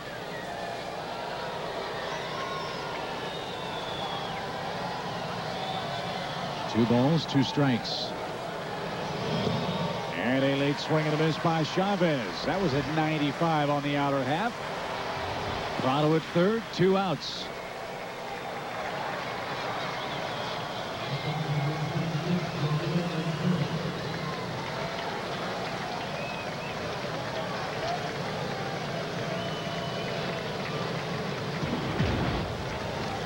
Montero's had the big day at the plate.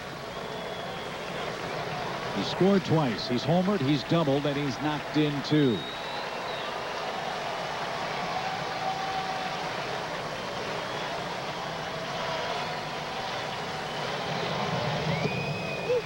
Strike 1.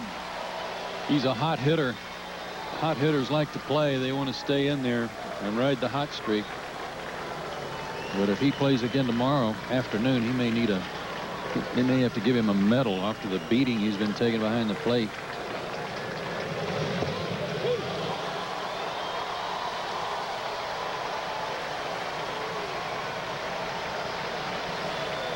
The Braves are a strike away.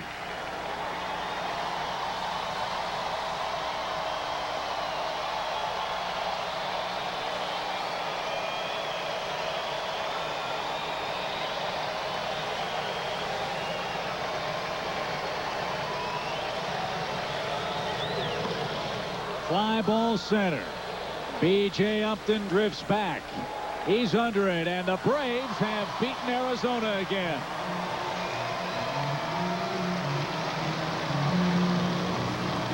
A gigantic home half of the 8th inning saw Atlanta score 7 times and win a real battle of persistence against the first place D-backs. Atlanta's won the series. They'll go for the sweep here tomorrow.